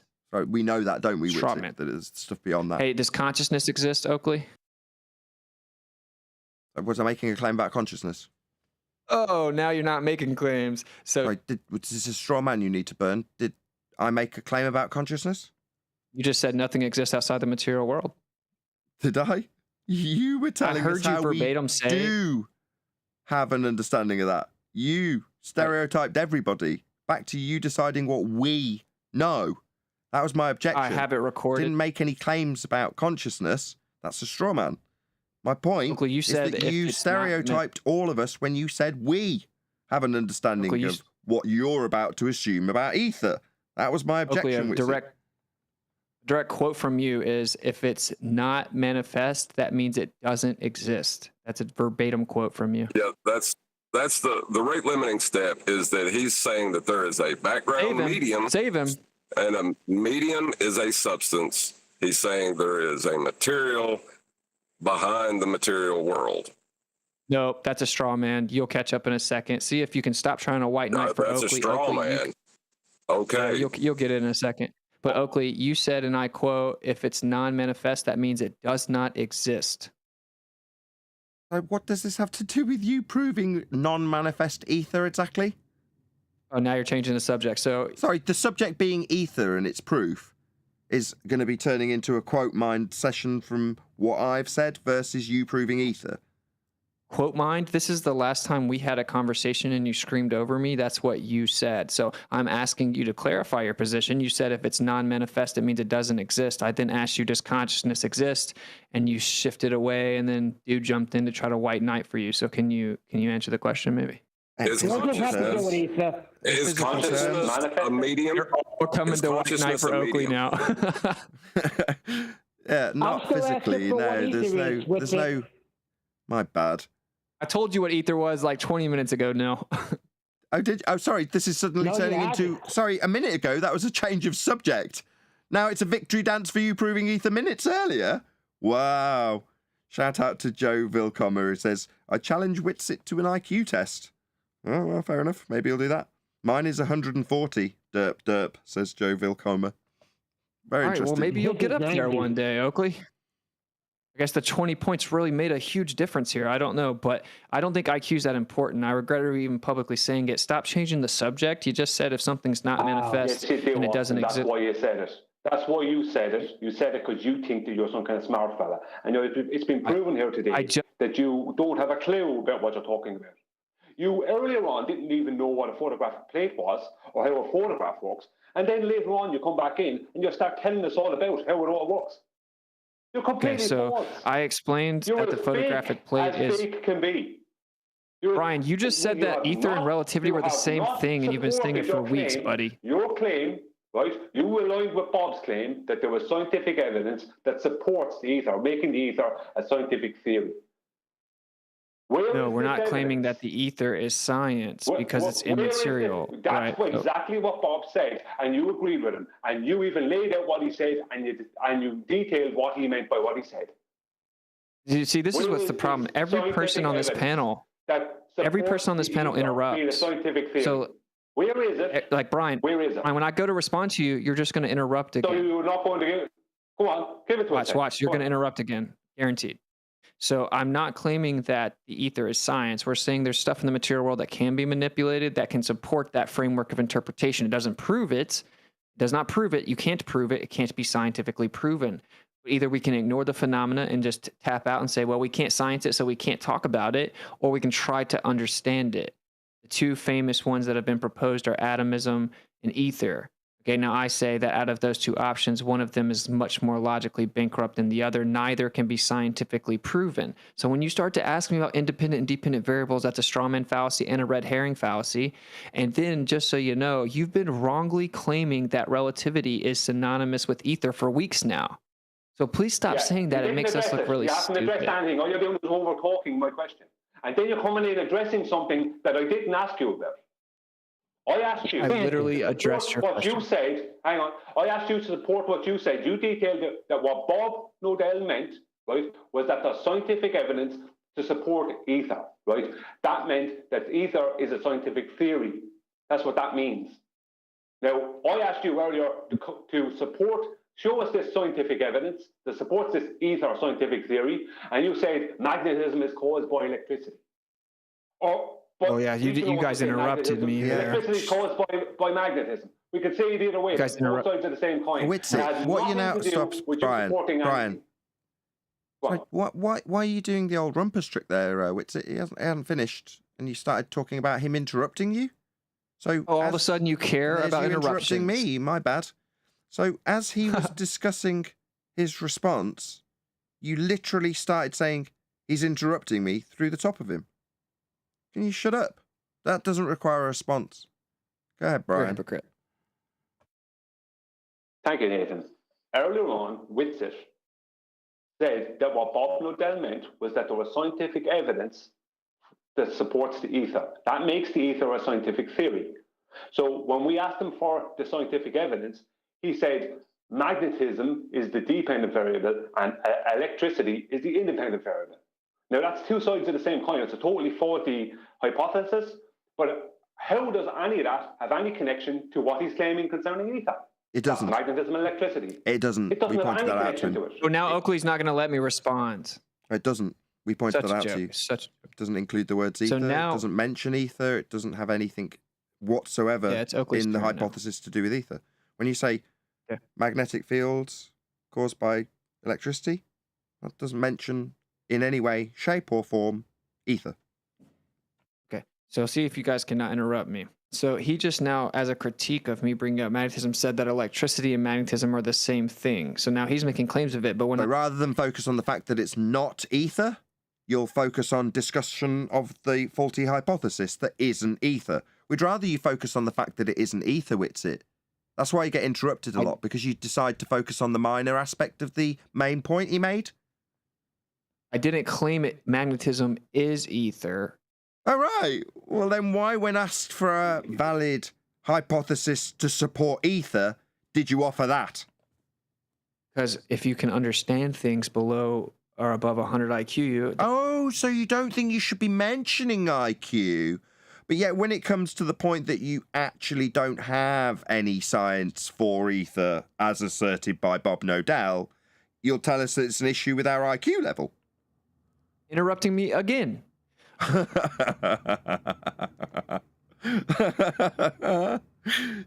this is an IQ issue, that's for sure. Yeah, we just don't understand when there's absolutely no mention in your hypothesis about ether that isn't really talking about ether, even though it's actually being presented as the scientific validity for ether. No, we're not claiming that there's scientific validation for ether. Oh, so Bob's saying that the scientific support for ether isn't him saying that then? What they're saying is that... What they? No, Bob. Bob says there is. He contrasted what you just said quite explicitly when he said that there was science that we didn't understand for ether. Maybe we just didn't understand how magnetism was assumed when describing somehow the connection with electricity as a hypothesis, that should have had an ether assumption when you talked about that non-science. Right? Okay, so... Not okay. We don't make that connection, nor do we say it's science like Bob does. You think the audience can't see that you can't let me talk and that you're clearly just using a tactic to... No, that's an appeal to the format that we have in terms of the argumentation that's actually been put forth. We ask for phenomena because there's an assertion that there's scientific validity to ether. The supporting science for it. What is that supporting science? Well, it has no connection to ether whatsoever. but it's being posed as though it's the supporting science for ether. And again, like previously, when we point out that this doesn't support ether in any way, shape, or form, you tell us, well, I wasn't trying to prove ether with science. No, you were offering up the supporting evidence that is science that supports ether, and this doesn't. You know what's crazy is you guys are gonna, when I leave, you guys are gonna pretend that I lost. That's the second appeal to authority after the second concise summary of the rebuttal. Well, Oakley, can I? Well, you could stutter around it, or you could respond to the fact that there is, in fact, a claim by Bob Nodell that there is supporting scientific evidence for ether, and when presented, it is not supporting scientific evidence for ether. It doesn't even mention it. There's scientific evidence on the Earth that we can gather, and then we're trying to interpret what we get from the evidence. No, there's no interpretation needed in science. It's empirical, you stupid little boy. It empirically validates the cause of an effect. That's what the method of science offers. There's no inference by stupid little boys or batshit insane idiots like Bob who decide to infer things about ether after claiming they've got science for it. They don't, you don't, and it's no inference, it's empirical. The method ensures that the outcome is validated in either event. Either it causes the thing you are studying, or it does not, and when you vary that which you assume causes the effect, it either causes it or it doesn't. There's no inference. That's an empirical validation that science offers, and you batshit insane ether believers bark on about how you have got science to infer ether. No, that's not what science offers, and there isn't any First science of all, for ether. I didn't make the Nathan, claim. may I say a I'm word? trying to. Now it's this guy's turn to talk. It's whoever I My decide first is its time- turn to my talk. Go first ahead, time. Tenth. Yeah, I just want to respond to that little jibe that he did. I remember when Brian's Logic and Witsit, who I'm addressing directly here, civilly, had a debate. And I remember how that debate went. And after the debate was over, I remember Witsit having an after show with Bob claiming they won. What did he say about what we were going to do after this debate? Yeah, it's projecting. That's correct. now look, a bunch on, of little let's- gammas are still not going to let. Oh no, it's down to the ad hominem fallacies. Bunch of little gammas. No, you are demonstrably a big-headed little child, arrogant, and we can demonstrate that. What It are has those been gammas? demonstrated on this show. Sorry, Nathan. Not a bunch of gammas. Your pathetic little ad homs aren't assisted by any demonstrable evidence to show that's the case, Witsit. It's a pathetic ad hominem fallacy that you're trying to employ. It's rather sad. He's muting me for the YouTube because he has to control the narrative. Every time. Control my show. No, because you dickhead. talk over him, Austin. Yeah, I'll control my show while I point out to my audience just how arrogant you are. Yeah, and how you're projecting that which you do onto us. You have gone away, as just described by 10th Man, and had a little victory dance with Bob. Okay. So when you tell us that we're going to go away and have a little victory dance, it's being pointed out that that is demonstrably projection on your part, Witsit. No. And on top So of it's not that I Nathan, need to mute in that you list- for the YouTube audience control. It's that when we point out that you're projecting that which you do straight onto us, you feel the $1,000 on a need, debate between as you me are and you on doing modern day right debate. now, Hey, Oakley, to fundy mute me. And that necessitates that I take control of my show. So arrogant little wankers can't take control of it whenever they're losing, Witsit. So no, I will control my show. And what I decide will reach the audience will reach them, rather than your determination being the most prevalent voice when you shout the loudest through anything that opposes your worldview. No, Witsit, that's not going to be how it goes down here. Still haven't talked. I've Still haven't patiently paused. Was that a conceded- pause? Did I pause for breath? No. What you're doing is projecting again, Witsit, talking straight through us and moaning how I've got to mute you on YouTube. We're hearing you tell my audience that you're being muted on YouTube, as you mute us by doing that. You stupid, arrogant, insolent little boy. Okay, so I've conceded the floor to numerous interruptions. So I've been patiently Rumpus of trying to Flat do that Earth. for. There it is again. There it is again. I've been patiently trying to do that for about an hour and a half, where when someone interrupts, I'm like, okay, I'll let them talk. And then I see that clearly that's just the whole tactic, is to never let me actually coherently make my point. Meanwhile, there's no scientific evidence for ether, and when we ask for it, you imply that you have it and offer us something that seems like it's science for ether, and then later disclaim that there can't be science. It's not science, but yet you've just attempted to offer something to imply with this empirical method that you have science. You don't. No. But you will spend the next 10 minutes interrupting me, like you've just done, and projecting that interruption on me and claiming that you're being muted while we listen to your feigned, pathetic bleatings to my audience as you chant through the devastation of your stupid ether faith that gets taken apart regularly here on Flat Earth Debate.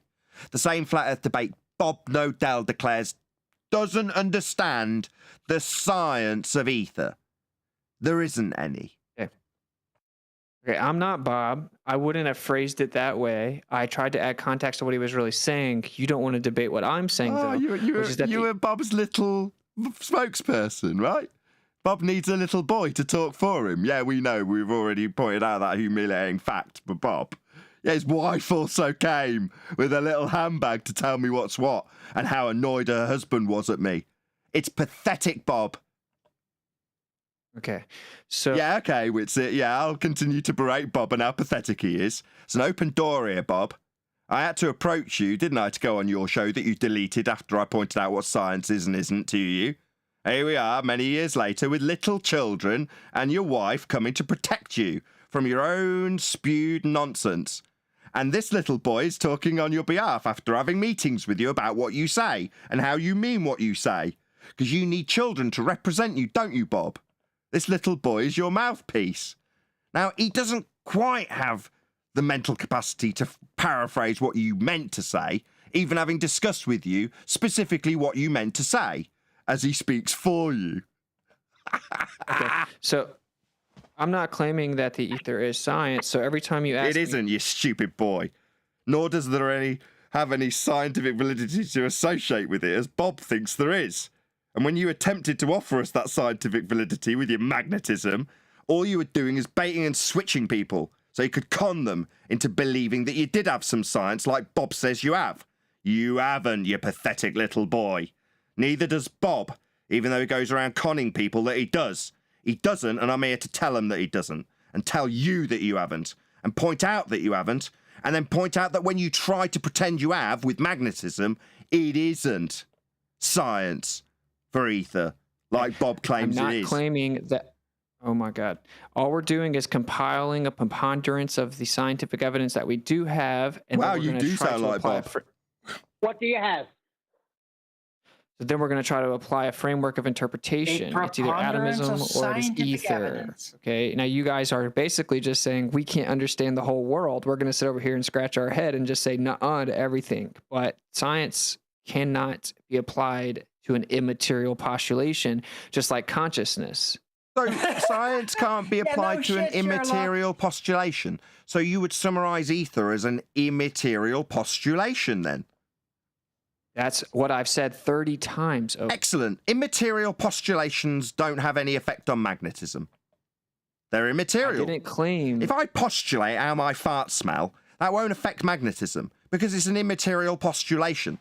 Now, if you can tell me how immaterial postulations affect things, I'll tell you how that's a reification fallacy. Because my postulations have no physical effect on things.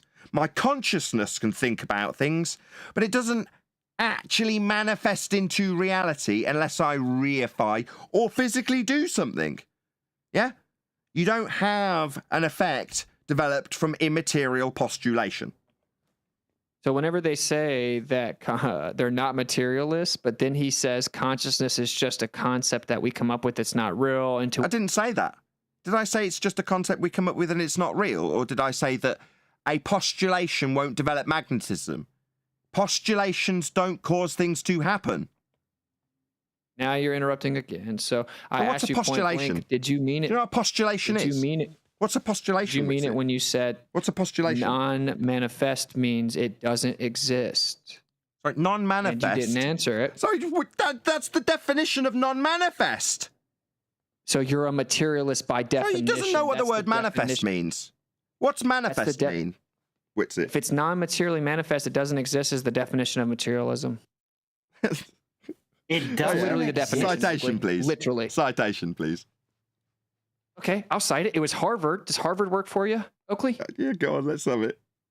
Yeah, you don't know what the definition of materialism is? You're the one saying what it is. Now let's see the citation and see if it matches verbatim with what you Okay, just just- said, or if you just made that up. So materialism is the idea that everything I didn't ask that for you to repeat it. exists- I asked you to cite it. Have you done that yet? I haven't done that yet. It's been about 5 seconds, Oakley. I think I figured out the Freaking trick. clown. If you keep on changing the meaning of words, you can keep jumping back and forth like you have an argument. That's one trick. Really substantive remark there. Okay, Did so you here's say if- Oxford while you're- Dictionary. okay, Does that work for Go you? ahead. Yeah, that's good. Okay. Let me cite it for you. If it's not materially manifest, it doesn't exist. So stupid. What context? What context? What's it? What's the context? Where's the That's what I'm citation asking from you. Oxford? What's the Hold on. context? That's just one thing at a time. Where's the citation from Oxford?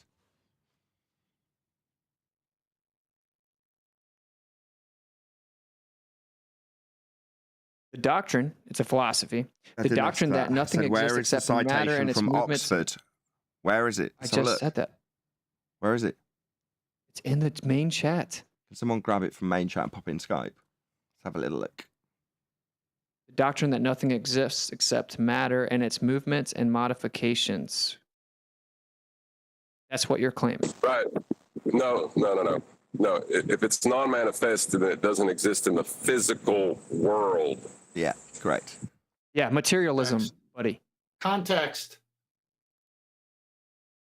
So that's why I asked, does consciousness exist? Because it isn't confined to material. If there's a material world, that means something outside of the material world had to exist for the material world to get here. Okay, so it doesn't mean it doesn't exist, right? Are you saying that It just means it's consciousness not- is physical?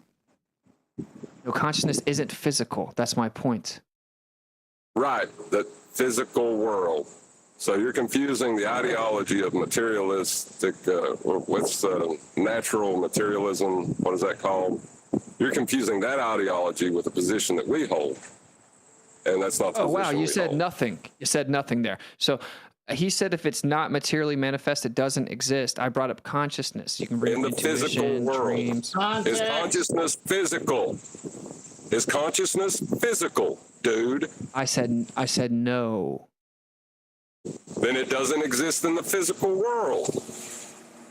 Okay, so this guy thinks the consciousness doesn't exist. What a clown.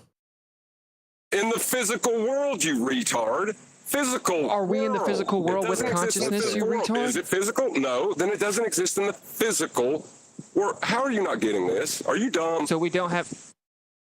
No. See, now you're being exposed. I'm glad this is happening. I'm claiming that the ether isn't confined to the material physical world. It's immaterial. It's outside of it. There's a metaphysical realm outside of it. Now I brought What up do you mean consciousness, and you're saying it doesn't exist within the physical world. Although we, as humans on the earth, experience consciousness, but it isn't a physical material phenomena, proving that just because it isn't physical or material or materially manifest, it does not equate to non-existence. Thank you for playing. So it's not a background then. It's not a background then if it's not in the physical world. It's a background to the physical world. You don't even understand the postulation stop, yet. Stop, 1 second. Just 1 sec. You said it was outside.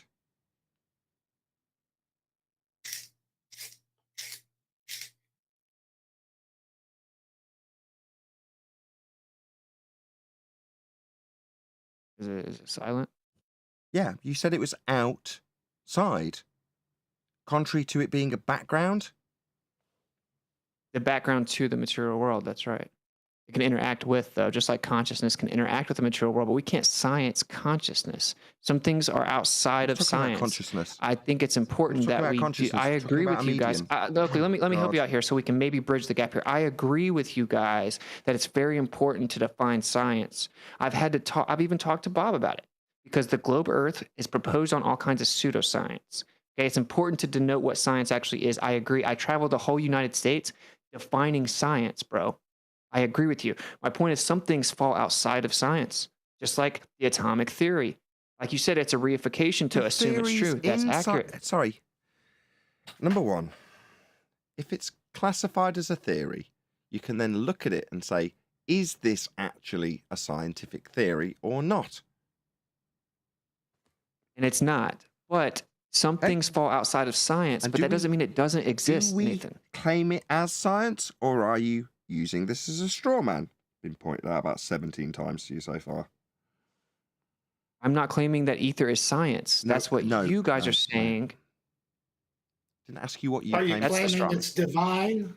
Are you claiming it's divine, Witsit? Well, that's pertinent to my worldview, but I think it's a characteristic of the metaphysical realm in which the creator exists. I'm not deifying it. It's a logical framework to explain some things that we cannot science. We can't even science magnetism because we don't know what the magnetic field is and we can't fully understand it, at least according to It's a mainstream. field. But if that's the magnetic. case, then It's a why are we field. being That's our called understanding. materialists for not believing in ether when you guys say that you can't prove it yourselves? Like this No, is the we're part saying it's I don't really materialism get. if you say that if it's not materially manifest, it doesn't exist, because that's the definition of In the materialism. physical physical reality, world, you but just- you know that we don't think that immaterial doesn't exist, right? Because Chocolate, does the consciousness exist in the physical world? Does No, consciousness exist in the physical world? in the Not that we know physical of. world, no. Consciousness isn't something that exists in the We physical. experience consciousness in There's the his physical world. chanting Yeah, through the demolition of his last statement.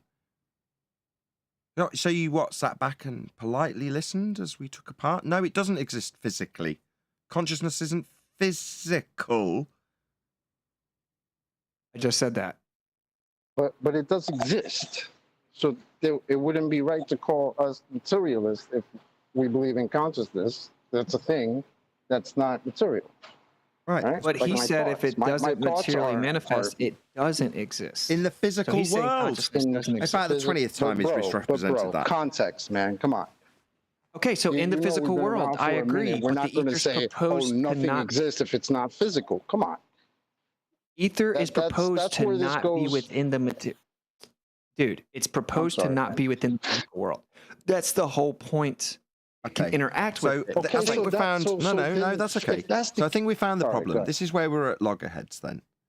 Okay, clearly that's the problem, because we, and I do speak for my panel, operate only at the really is level. We are only interested in the physical and natural world that's presented to us. Now that doesn't mean we deny that which exists beyond the physical. We all appreciate that we have our own thoughts. However, the main subject matter for discussion isn't the beyond our physical realms of investigation, but we also simultaneously for yourself believe that it encompasses everything and is also directly connected to physical effects like magnetism. Nevertheless, we are only interested in the really is level. You guys are interested in the metaphysical, non-material, non-provable level that you want to preach about having connections to the direct physical that we do experience like magnetism. So you guys are fantasists and we aren't. We deal at the really is level. You deal at the not really is immaterial level. Okay, You fine. You can call it fantasism, but acknowledging listen, a but creator, that's- for but that's example, fine. isn't fantasism. It's logic. The necessary No, it's just antecedent to ether. creation That's is a not creator. I cannot. Not creator. I ether. cannot science. Ether, not You guys creator. are always Straw man. interrupting me, bro. Straw You man. cannot Just keep science presenting the straw man. creator, but I. And now he's going to keep chanting that straw man till he gets shut down. No, Oh my. we weren't God. talking about the creator.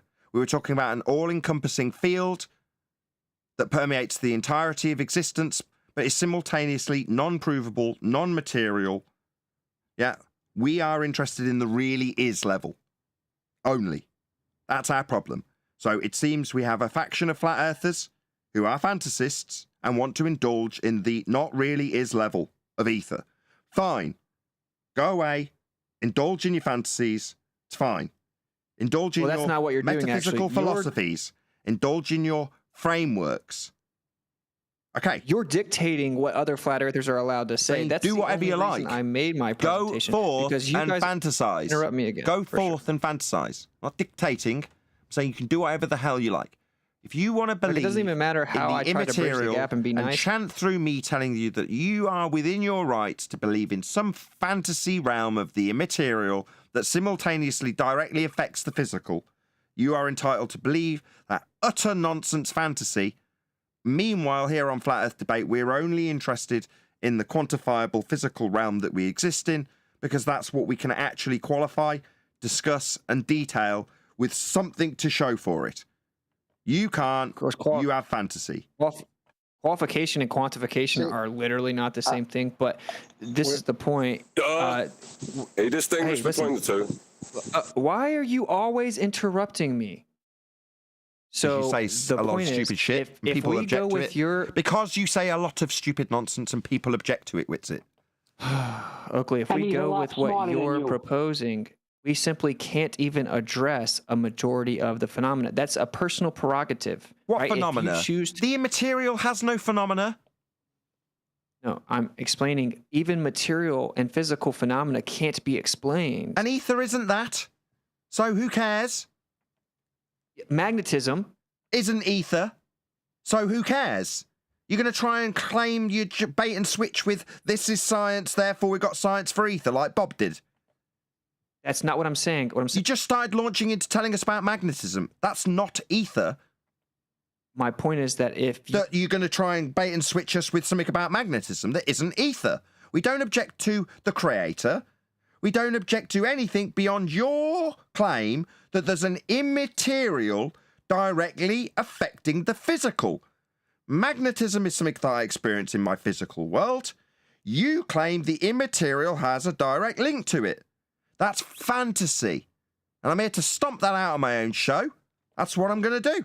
It's nonsense. Okay, so it isn't a question about a bait and switch. I'm not claiming magnetism is scientifically proving the ether. That's a straw man. You told us earlier that that was Bob's claim, that there was science that directly proved ether, that was connected to it.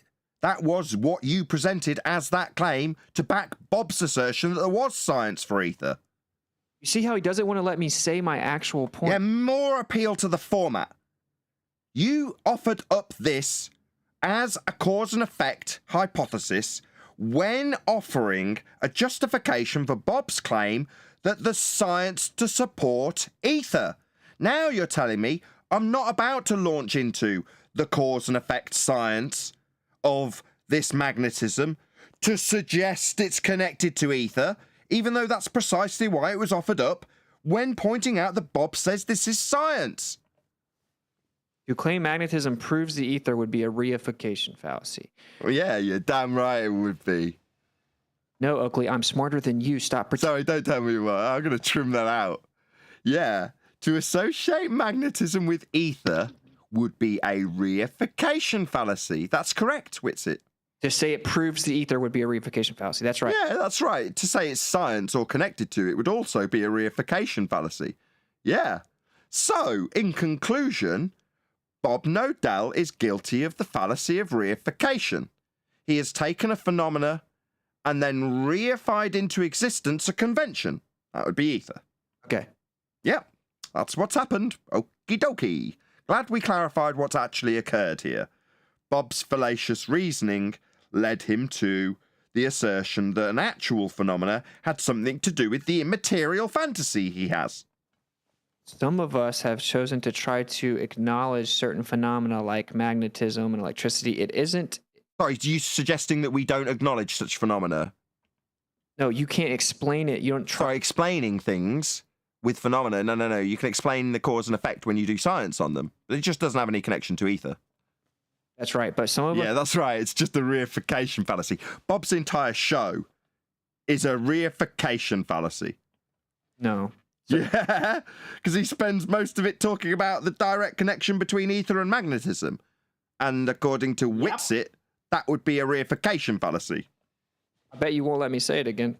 So some of us have chosen to try to understand the phenomena because we have a magnetic field in the Earth. It's a very prominent, in fact, arguably the only real coherent force that exists. And we have utility bills and we are on electrical grids and we don't understand electricity and magnetism and we've been indoctrinated with all kinds of stuff. Some of us have chosen to move further past flat Earth and try to understand some of this stuff. We had to acknowledge we cannot science it, though. We can't prove it. We're just going to try to figure it out, okay? And so we went back and we read electrical field theory. We found out it was thrown out that framework because of heliocentrism. We're wondering if something's to this. We're just trying to understand things. Now, this panel has decided to not try to understand magnetism. That's okay. That's your own prerogative. But do not personally berate people. Are you serious, man? Are you serious? Come on. Sorry, go ahead, John. I got hung up with this force claim. Like, a force? What? You know what a force is? What? Are you saying magnetism isn't a force? What's it got The to do with idea ether? that the transverse Magnetism? wave can What does explain magnetism have to do with the ether? photoelectric. Just one more time, John. The idea that the transverse wave convention can explain the photoelectric effect is why it was thrown out. Okay. That's wrong. I debunked that in my presentation and showed that actually the intensity and the current would naturally. I'm sure you think you did. Intensity and current would naturally fall out, even if you did apply the wave theory. Then I explained that's still a reification fallacy, though, and that's a false dichotomy. Light's neither a particle nor a wave. I'll never get actual rebuttals to my presentation, obviously. The point is that we're just wanting. You didn't You see make how the he point. just made that stupid pseudoscientific So you claim, just and did no all one of said that. anything What you to just it. said was not your point. That was just what? Go ahead, John.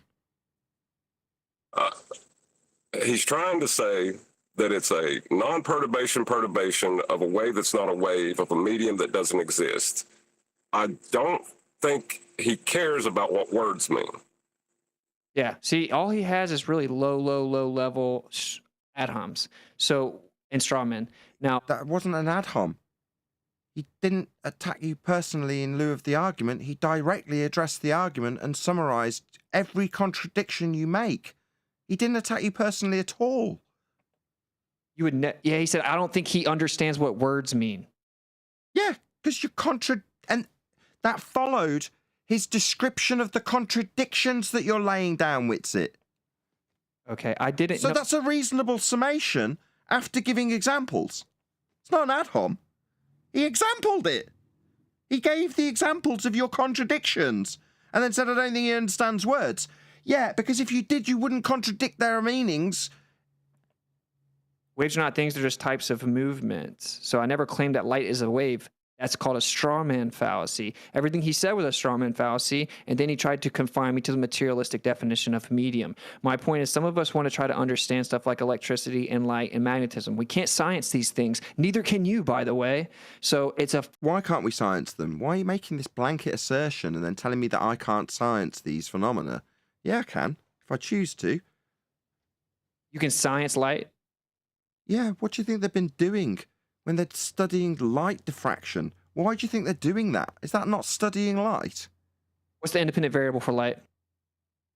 Nobody's coming up with the cause of light when they study the diffraction of light. The phenomena of You just said diffraction. you could science it. My bad, rumpus said you could science rumpus it. So You when just said you somebody could studies science the phenomena of diffraction, that's not them saying, I'm going to find the cause of light. Yeah, that's not science. You just said you could science light. Yeah. In this Diffraction one, of he's light. confusing what is with science. So, yeah, I'm almost positive he doesn't know what words mean. Okay, let me explain this. So the second law of thermodynamics isn't science, right? It's just an observation, a description of what happens reoccurring. Correct. It isn't science. That's We don't know correct. the independent variable for entropy. We just know it always happens. Correct. Yes, okay? that's right. Light's- Can you let Cami know that these laws, they're not physics? Because Cami made that mistake in her message to me, Whitsit. She doesn't understand what science either. Did you hear that, Cami? Laws of nature, they're not physics.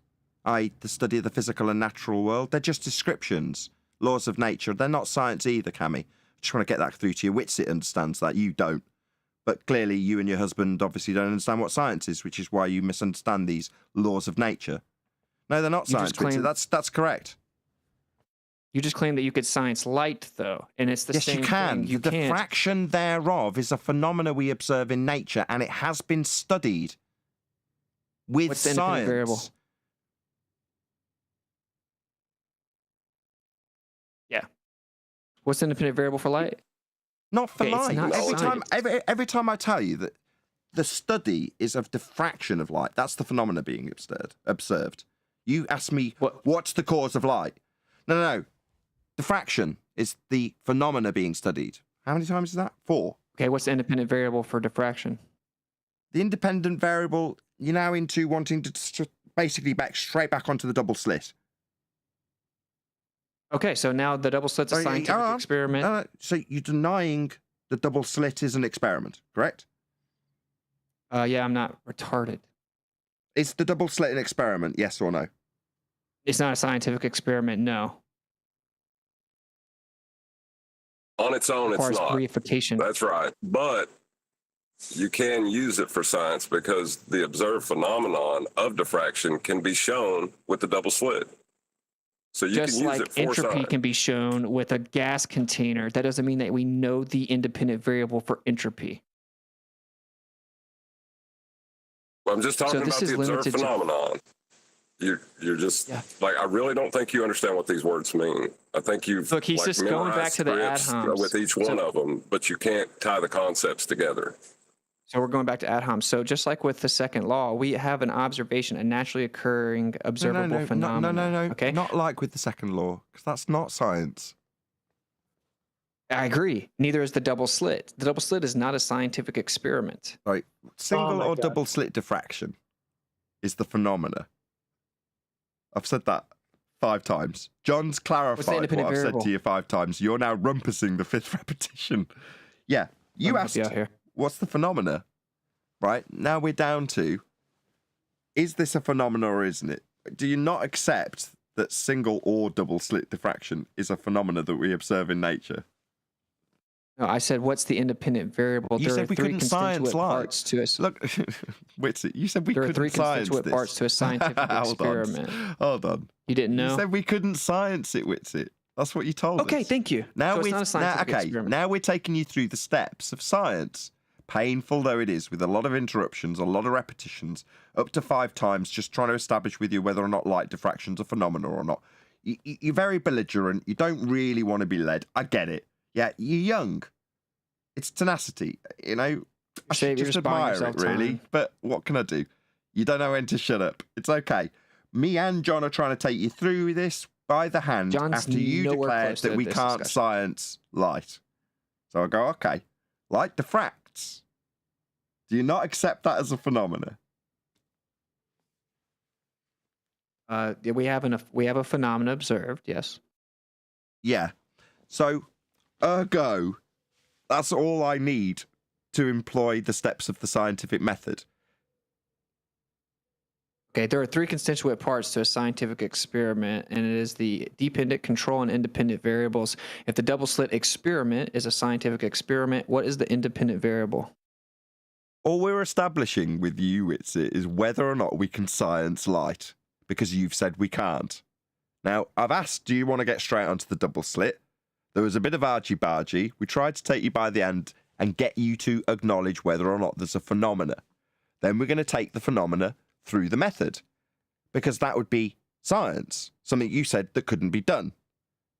So, are we going to do this or not? It eludes all attempts to science it. The double slit doesn't science it. So we are going to just focus on the double slit, even though you have specifically said we can't science light. Okay? What's the independent variable? So we can't We'll science get there. light. You gotta recognize the observed phenomenon first. Yeah, he won't We're not do gonna this. get there. He won't be led. He's belligerent. I've already said yes, it's a phenomena. I've already said that. All right. So we've already got our dependent variable then. Okay. So now what do we do with it? We establish what our independent We're going to variable is. propose a cause and effect relationship test called a hypothesis with a presumed cause. i.e. the so independent so variable. so Then next we're going to step. manipulate and vary it. Okay, you don't have to go too fast. It's okay. We can do this slowly. You think I don't know science, Oakley? I know. I I'm can do pretty your script sure. better I'm pretty than you sure can. we're going to be taking our steps through the scientific method right now. Something you said we couldn't do. I'm pretty sure we're going to That's be right. doing that together right now, aren't we? We're doing it. You're Aren't not we? going to do shit. You're not going to do it. Are we not? So Yeah, what's the independent so variable? the next step is to suppose a cause, correct? Mhm. Yeah. Something I can vary and manipulate, correct? You're just going to say obstruction. That's all you're going to say. I haven't said anything yet. Trying to lead you. You just don't like it. You're trying to figure out where it's going. So, No, that's we're just Go ahead. formulating a hypothesis. So all we need to do to formulate a hypothesis is suppose a cause, correct, Witsit?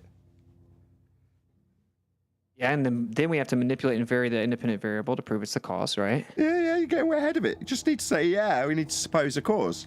It's crazy. You disagree with QE that double slit's a scientific experiment. This is getting awkward. Oh, we've got our diffraction, and this can't be scienced, according to you.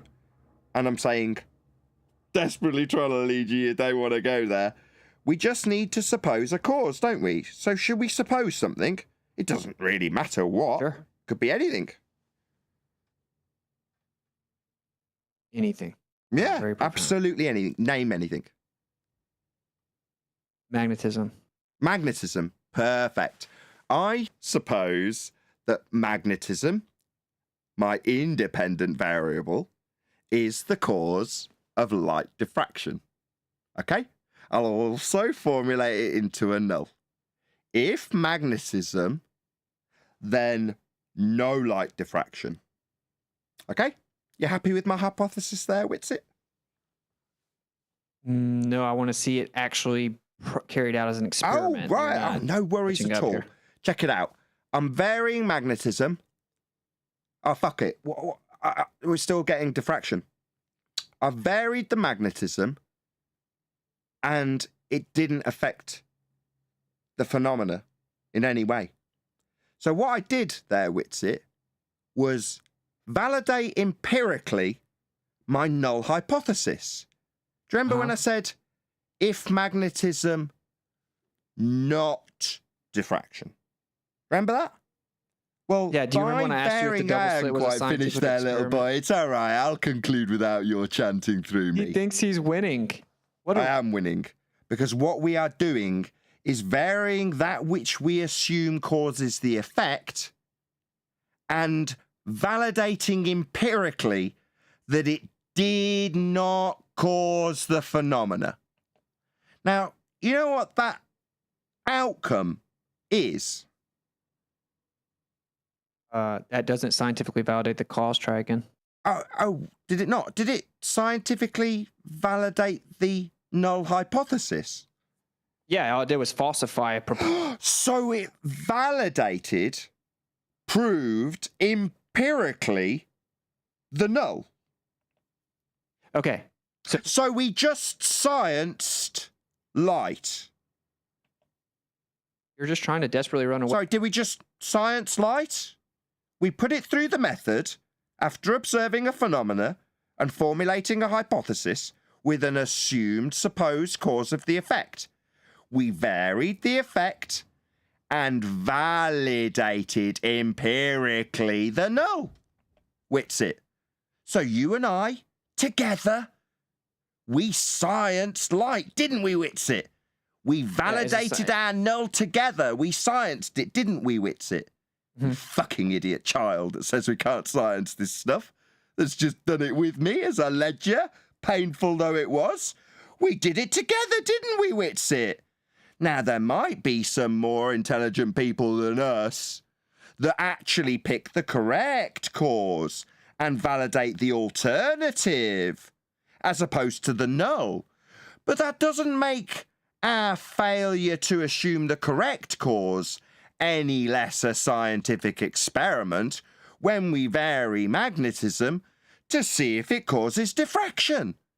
We just validated our null hypothesis when we completed the scientific method together there, Witsit. Because we can science light, Witsit. This can and was by us just now put through the method. Wasn't it, Witsit, you dim-witted child? How'd you vary manipulate the magnetism? Just put a magnet next to it. You just put a magnet there? Yeah. Oh. So we see magnetic fields infringing on can light. You vary? Can you vary magnetism? World? Can you vary it? Not without man-made instruments. So you can vary it? With man-made instruments. So we can vary it then. So it's something that I, as the researcher, as I must do in a scientific experiment, me, the man, I can manipulate magnetism. Therefore, it is most certainly fulfilling the criteria of an independent variable. That would be that it is A, your presumed cause of the effect. be capable of being varied and manipulated by you, the researcher, and C, it's actually real. Yeah, magnetism, definitely a valid independent variable. We varied it, it just didn't cause the effect. Therefore, after the completion of the scientific method, when we science light together, which it's something you said you couldn't do because you're young and stupid. Well, I'm saying you can't with your... Yeah, you said we couldn't do that. You made it explicitly clear at this beginning of this painful process we've just been through together of sciencing magnetism as a supposed cause of light diffraction.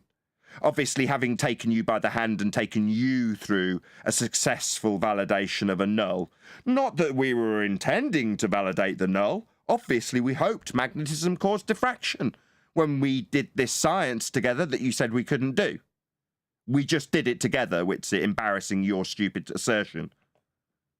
Hey, is the double slit experiment a scientific experiment, yes or no? You just walk through it. The phenomenon Yes or no? is observable. Yes or no? Using the double slit. You can't answer So you simple can questions. observe- Is the double slit experiment a scientific experiment, yes or no? Told you it's not an experiment. To call the double slit experiment an Why experiment. do you guys talk about it so much? Because we I thought we talk weren't allowed to talk about anything that Are you wasn't not going to scientific wait for a experiment. response? Because regardless of if it's single or... Because it's... Oh, my God, Neil. Regardless of whether or not we're observing single or double slit light diffraction, that light diffraction is a debunking of your assertions of ether with its rates of induction. Because your rate of induction is a derivation of probability distribution, aka wave function. So therefore, the convention of wavelength has been derived from the diffraction pattern observed in the double slit. Yeah, so wavelength is just a mathematical construct, but Yeah, definitely not a medium. you're interrupting a lot. Yeah, it's definitely just a mathematical construct, Witsit. Your assertion is correct. Well done. But mathematical descriptions of things don't move up and down like the ocean. They're not mediums. That's right. Yeah. So, when you describe the induction rate in the medium, that's a wave. And as you now comprehend, that's actually a mathematical description, as opposed to a medium. Is the penny finally dropping, Ether Believer? You don't have a medium. Enjoy it while it lasts, fellas. So enjoy what? Me pummeling you with a non-manifest medium that has an inductive rate that's actually maths. Okay, so waves aren't things in and of themselves. It's nothing more than a type of movement within a medium. Just because we attempt to quantify it and attribute wavelengths to it, that's a reification of quantification that doesn't equate to reality. The point is you're claiming a falsification has occurred and that it cannot be moving like a wave because there is a discrete quote-unquote impact, which is begging the question that something is physically traveling to it than hitting it. The truth is that there's an electronic interaction. That's what a photographic plate is. And so light is nothing more than a reverberation, oscillation, a vibration. I don't know how many words you need. And it is interacting at the plate. And then you're assuming that means a physical particle hit it and it debunks waves when waves aren't even things. And that's a straw man fallacy because no one's claiming that lights are waves because I said they're neither waves nor particles. Well, see, the problem is your convention of waves, which you've now relegated that there's an actual wave happening, is gone. Can't describe the single particle or the single point of interaction. Described it. It's not a transverse wave. It's a single point of interaction. Yeah, because the wave is not traveling from point A to point B. Waves aren't things. I It's just didn't a say type of nothing about movement. traveling. I didn't say anything about traveling. I said it's a discrete point of interaction, not a transverse wave. All right, why do you have to interrupt me if you're so much smarter than me, bud? I didn't say I was smarter than you. Well, then I'm just stop pointing out interrupting where me, you're please. Show some strawmanning away respect. from the actual point. What kind of You comment show is us a that? little What's respect. Thank you, man. So I'm the wave. Yeah, There's but not a what kind of wave, comment is that? and it's not. There you go. Another interruption. There isn't a wave traveling don't be a from baby. Oh, no, Now another you're a interruption. baby. No, forget the interruption. You said something about him and his intellect, and why'd you do that? Because he's attacked my intellect 5 times this show. Okay, then Must have missed answer me that part. this. When you said illumination and With light, example. are they different? When you said illumination and Yes. light, did you say they were different? Yes, illumination is not what light is. It's nothing more than the perceivable manifestation of light, and you're quantifying the rate in which we perceive it, and stupid humans are What making citation presuppositions. do you have? Not your opinion. What citation do you have? So Yeah, what citation do you have that it's a physical photon that travels from point A to point B? Can you prove that? See, now there you go. There you go. Nathan, go to Master D and put up the light versus illumination page. So you aren't going to let me actually answer, I though. want a citation from you that debunks what I'm going to show. I don't need a citation. Of course not. You talk out of your rear end. No, modern quote-unquote science that gives us all our citations on the internet assumes and reifies quanta. So there is no explanation. They call it wave-particle duality. You think I'm supposed to find a citation? You just told me light and illumination are different. Did you or did you not? Yeah, I said that it's not that they're different. They're Where's different your versions of the citation same. for it? It's not that they're different. They're different versions of the same thing. Water and ice Well, are now not you're different. saying, are you saying now they're different versions of the same thing? That's not what I heard you say before. Well, listen carefully. Water, ice, and steam are the same thing, but they're also different because they're just different states, modalities, or versions of now you're water. backtracking. Now you're backtracking. No, 'cause I can I'm go not. back I'm to making the same well, claim. I just asked you, are they the same thing? You said they are not. Now you're saying they are. They're different modalities of the same thing. So just like water and now you're well, excuse me. When you say they are not, and then when held challenged by that, you say they're different modalities. Now you didn't say that before. are water and ice No, the same we're thing? not talking about water. You said can't answer illumination, questions. And why do you keep bringing ropes and water into things? Shout out to Dan the Waterman, who says, no Dell has caused all of the division for all of these years. Thank you for the super chat, Yeah, so Dell. Dan the Waterman. point I'm is- not asking you to talk. I'm asking to explain why you said light and illumination are different. And then now, Mr. I debunked ether. well, who's this? Okay, well, a quick shout out to Thea Megawerty, who says, gamma rays have frequencies less than 10/19 cycles per second or hertz. If you try to listen to gamma, it hurts the mind. Categorical error intended. Thank you very much indeed, Thea Megawerty, for the super chat. Really appreciate the support. Obviously, Richard, you're trying to run away from your statement that light and illumination are different. Now you're saying that they're a different modality. You didn't say that before. That's all I'm bringing to your attention. Okay, thanks for the critique. I'll be more clear in the future. I did clarify it and even gave you an analogy of water and another interruption. I did give you the analogy of water and until I challenged you now, you weren't clarifying Jack. I already said that earlier in the show, bruh. You did not clarify Jack. I did earlier in the show, bruh. You did not. Okay, when I go back to listen, I will not see So or go on mute. hear. This is the first time someone You'll is catch up to the holding conversation Are eventually. you going to just keep talking? Is this the way you do? Cool it down. Is this the way? Well, to be please fair, stay out of it.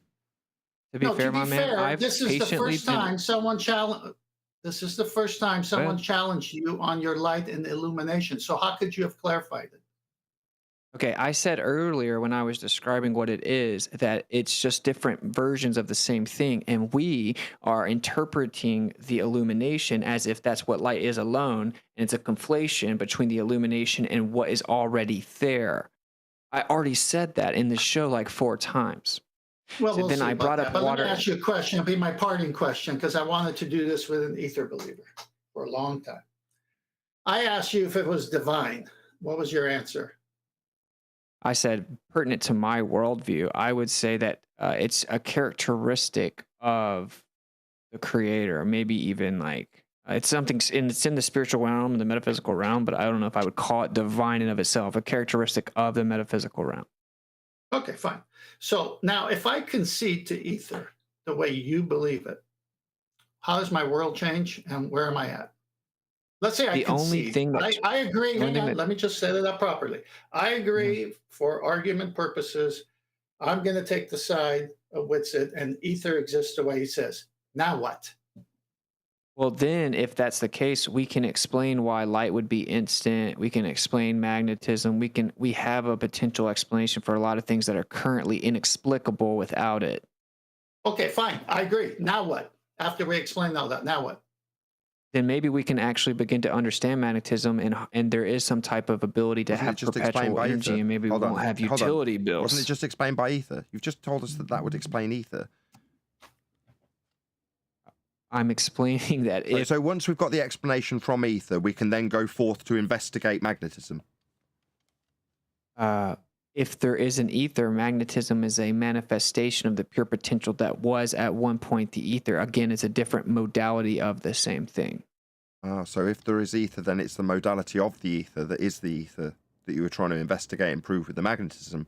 Once you've proved it with the magnetism, you can then go forth and investigate it because it was proven by the ether that you needed to prove the ether to go forth to investigate the magnetism because it's a duality of the same thing. I understand. That makes perfect sense. With that, I'm going to say if you are watching this on either Nathan Oakley 1980 or Nathan Oakley Premiering Streams, then stay tuned as there will be an after show to follow. Unfortunately, though, if you are watching this live, this is where we bid you farewell. Another huge, massive, enormous thank you to all of you who smashed the super chat, liked, commented, shared, subscribed, joined as a Nathan Oakley 1980 channel member, and all that good stuff. I've been Nathan Oakley, and I will see you all in the next video.